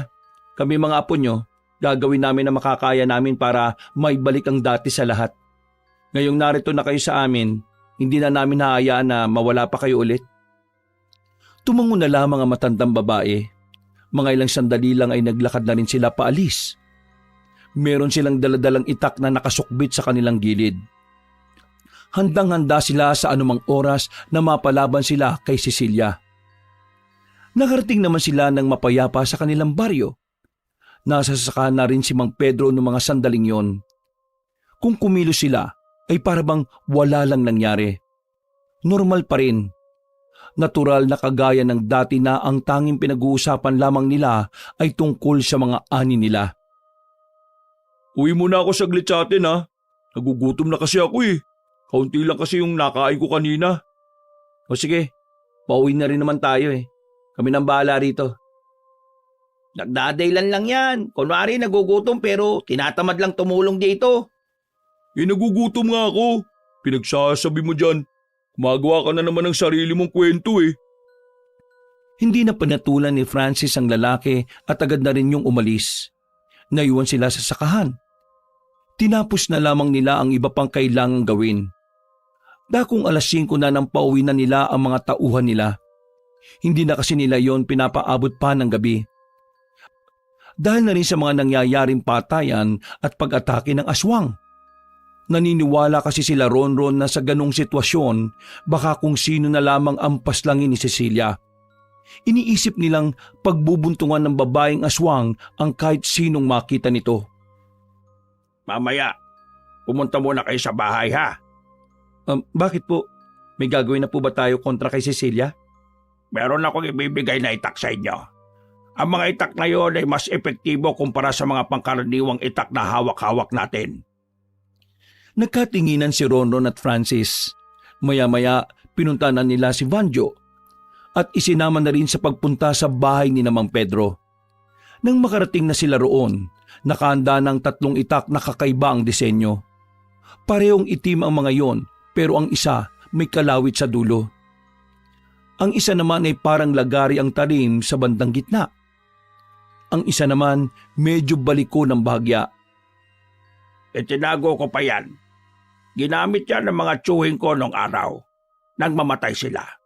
Ipinamana nila ang 3 to sa akin. Wala naman na akong paggagamitan yan. Hindi naman pwedeng 4 na itak ang gamitin ko sa laban. Mabuti na lang talaga kayong nakilala namin at may pagganito pa talaga. Siguro kung ibang albularyo to, baka hindi kami nakatanggap ng ganito. Mang Pedro, maraming salamat ha. Mula nang malaman namin na albularyo ka pala, kahit na papano tumaas ang moral namin para protektahan si Lola Ana. Gagawin natin ang lahat para protektahan ang lola ninyo. Pati na rin ang mga tao dito sa probinsyang to. Handang-handa na ako sa laban na to. Matagal kong hinintay ang pagkakataon na ito. Nung gabi ding yun, tinuruan sila ni Mang Pedro sa paghawak ng itak. Mabilis din naman silang natuto. Agad din naman nilang nakabisado ang mga galaw at tamang hagupit ng sandata. Pero hindi pa rin magawang makampante ni Ronron.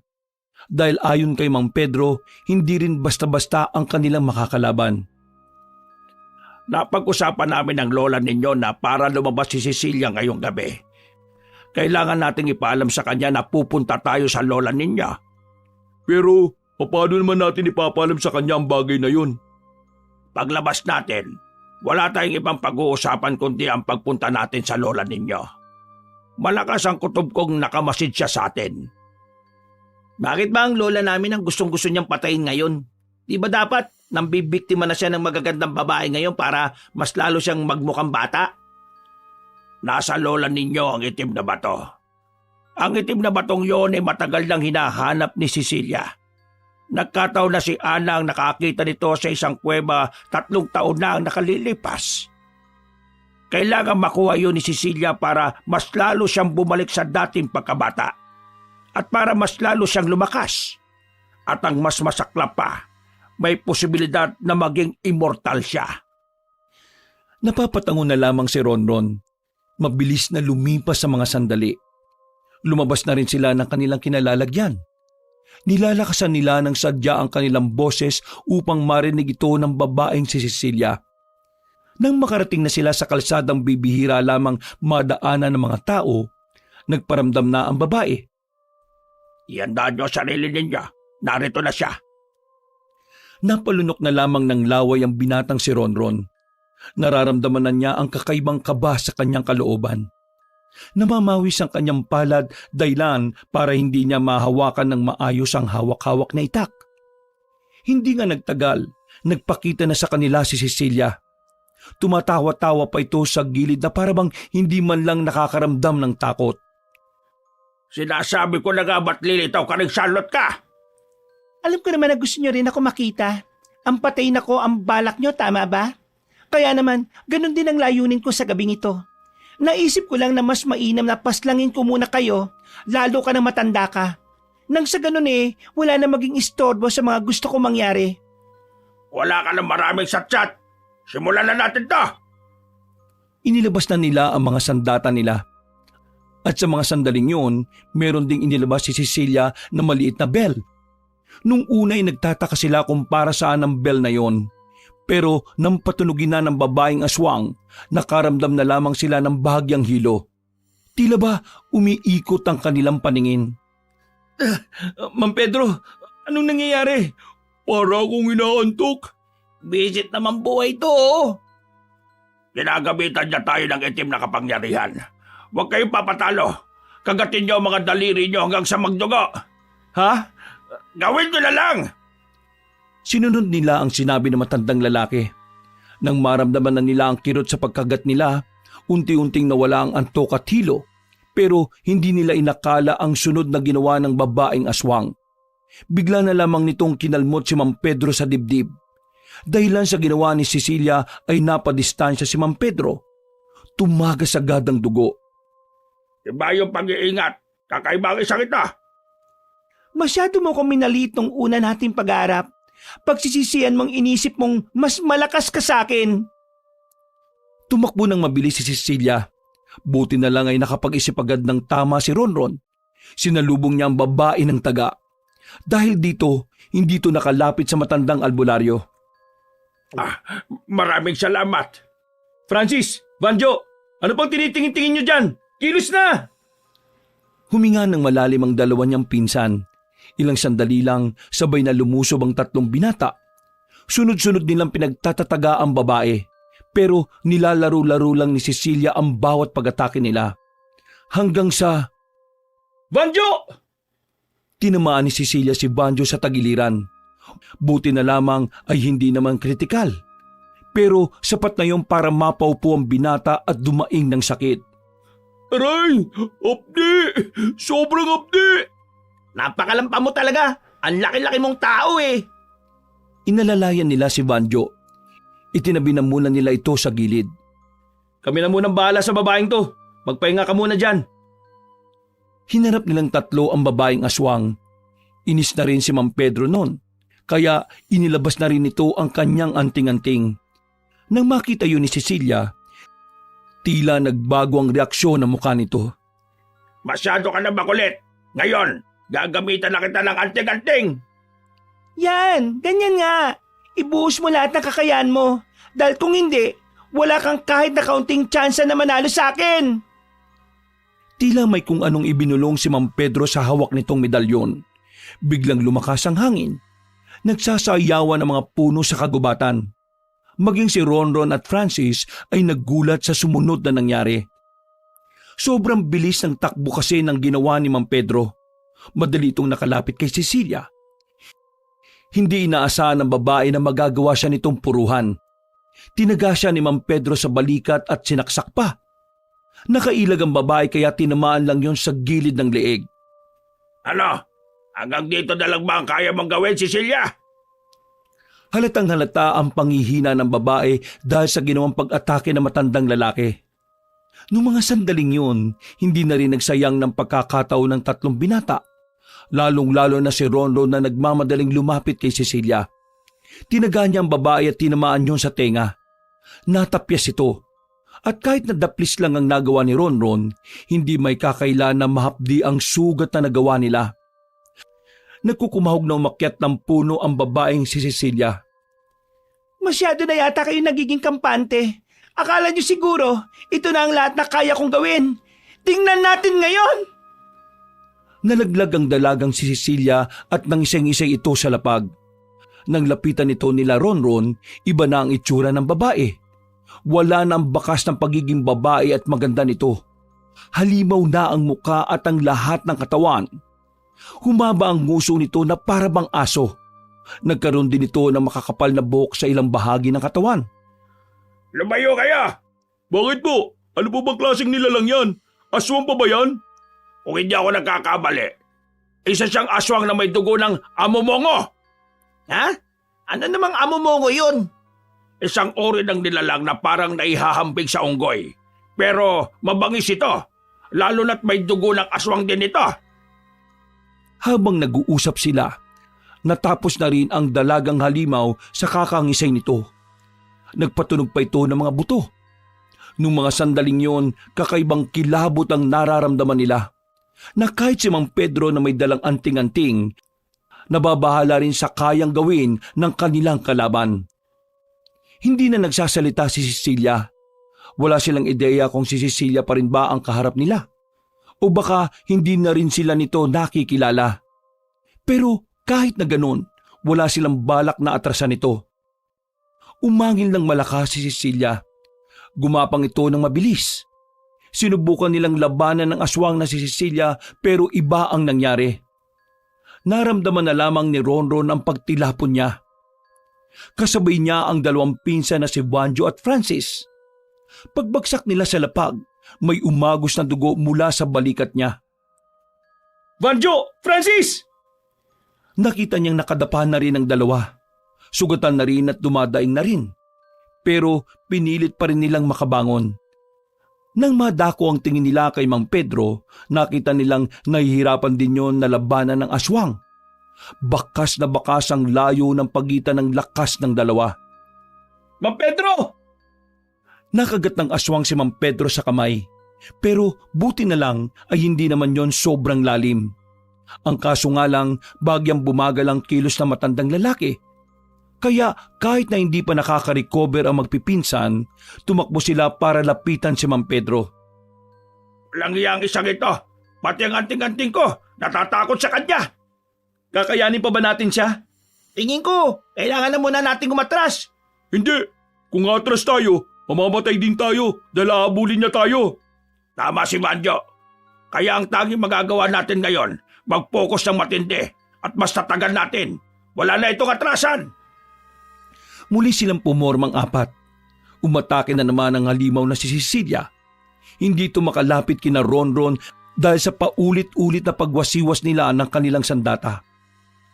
Pansamantalang hindi sila nagawang sakta ng aswang na yon. Pero makalipas lang ang ilang minuto, nakaisip ng paraan ng aswang. Kumuha ito ng makapal na sanga ng puno at saka binato sa kanila. Muntikan na silang tamaan. Buti na lamang ay nagkahiwa-hiwalay sila. Pero paraan lamang yon ng aswang para makagawa ito ng espasyo. Inatake nito ang matandang si Mang Pedro. Tumilapon din ang albularyo at sugatan na rin ang katawan nito. Pero patuloy pa rin itong bumabangon. Si Mang Pedro lang ang priority niyang patayin. Ano gagawin natin? Sasamantalayin natin ang pagkakataon na hindi niya tayo masyadong intindihin. Iandaan niyo mga sarili ninyo. Kukuha lang tayo ng tamang tiyempo. Gagamitin na natin tong dala nating palaso. Gumilid ang magpipinsan. Hinayaan lamang nilang maglaban si Mang Pedro at Cecilia. Inasinta nila ng maigi ang halimaw. Mga ilang sandali lamang, binitiwan na rin nila ang palaso. Pinukul nila yon patungo sa aswang. At lahat ng kanilang palaso tumama doon. Isa sa dibdib, isa sa balakang at isa naman sa ulo. Buong akala na magpipinsan ay matatapos na doon ang kanilang laban. Pero dahil sa kanilang ginawa ay lalo lang naggalit ang aswang na si Cecilia. Nilusob silang tatlo pero hinarang ito ni Mang Pedro. Si Mang Pedro ang napagbuntunan nito. Kinalmot-kalmot nito ang matanda. Agad namang rumisponde sila Ronron at dahil dito sila naman ang nagalusan. Kalmot, sipa at suntok ang kanilang natanggap. Hinang-hina na silang tatlo. Si Mang Pedro na lamang ang nanatiling nakatayo at pinipilit makatindig. Pero kitang-kita sa estado nito na hindi na rin ito tatagal sa laban. Kung sino-sinong santo na ang tinawag ni Ronron sa mga sandaling ito. Humihiling siya na sana magkaroon ng isang malaking himala. Ronron, kaya niyo pa bang tumayo? Oo, kakayanin pa namin lumaban. Pipilitin namin. Hindi, pilitin yung tumayo para tumakas. Hindi pwede. Hindi ka namin iiwan dito. Sama-sama nating inumpisan to. Sama-sama nating tatapusin to. Mga bata pa kayo. Kailangan kayo ng lolo at lola ninyo. Kaya sige na, umalis na kayo. Pilitin yung makabangon para iligtas ang sarili ninyo. Lalabanan ko ang halimaw na ito hanggang sa dulo ng hilinga ko. Biglang umangil ng malakas ang babaeng aswang. Ilang sandali pa, muli na namang itong lumusob. Natumba si Mang Pedro dahil sa ginawa nito. Sa puntong ito, tuluyan ang nawala ng pag-asa ang tatlong binata. Susubukan pa lang kasi sana nilang bumangon pero mukhang doon na rin talaga magtatapos ang kanilang kapalaran. Wala na. Kailangan na lang yata nating tanggapin na maya-maya lang makakarap na natin si Lord. Umibabaw ang babaeng aswang kay Mang Pedro. Bigla itong naglabas ng mahabang kuko. Itinutok na yon sa dibdib na matandang albularyo. Napapikit na lamang si Ronron habang nagsimula na ring maiyak. Pero nagulat na lamang sila nang marinig nilang tila uminda ng sakit ang aswang. Nang dumilat sila, nakita nila si Aling Ana. Ang kanilang lola na sinaksak ng itim na punyal ang aswang na si Cecilia. Ang punyal na ito ay ang punyal ng dating magaling na albularyo na pinaslang mo. Kaya wala ka lang magagawa, Cecilia. Ngayon na ang katapusan mo. Sa ginawa ng matandang si Ana, unti-unting bumalik ang dating anyo ni Cecilia. Tumatagas ang dugo mula sa leeg ng dalagang aswang. Isa kang traidor. Binuhay kita pero itong ginawa mo sa akin. Hindi ko utang na loob ang buhay ko sa iyo. Dahil ang gusto mo lang naman ay gamitin kami sa kasamaan. Umubo ng ilang beses si Cecilia. Pero kalaunan din ay nalugutan na rin ito ng hininga. Dahil doon, nakahinga na rin sila ng maluwag. Sakto namang dumating si Mang Rodman na may mga kasama pang mga residente. Tinulungan sila ng mga yon na makabangon. Agad silang dinala sa pagamutan habang ang bangkay naman ng aswang na si Cecilia ay sinunog ng mga tao. Mula nang makamit nila ang kanilang pagkapanalo, hindi na muli pang nadagdagan ng mga babaeng namamatay. Nabalik na rin ang kapayapaan sa kanilang baryo. Samantala, nanatili namang lihim ang katauhan ni Aling Ana sa mga tao. Dahil sa mga sandaling yon, hindi pa rin nakakahanap ng gamot para maibalik siya sa pagiging tao. Ganun pa man, masaya pa rin si Ronron dahil sa wakas, kumpleto na ang kanilang pamilya. Nagdahilan na lamang sila sa mga tao na hindi pala nakasama si Aling Ana sa trahedya noon. Sadyang pinili lang talaga ng matanda na lumayo. Sa paglipas ng mga taon, patuloy pa rin naghahanap si Mang Pedro ng gamot para kay Aling Ana. Ayon kasi sa ibang magagaling na albularyo, may pag-asa pang makabalik sa dating pagiging tao ang matandang babae. Kaya naman hindi sila nawala ng pag-asa. Habang hinihintay nila ang tamang pagkakataon para kay Aling Ana, sinusulit naman nila ang mga araw na kasama nila ito. Sa ngayon, masaya na sila sa kanilang buhay. Itinoon nila ang kanilang atensyon sa pag-aasikaso ng kanilang sakahan. Masaya nilang sinasalubong ang bawat bukas. At kung sakali mang mas matagalan pa ang pagbabalik ni Aling Ana bilang tao, handang-handa pa rin silang maghintay kahit na gaano pa ito katagal. Wakas. Sinasabi niyo bang halimaw yung babaeng umatake sa kanya? Tingin ko nga, parang gano'n na rin.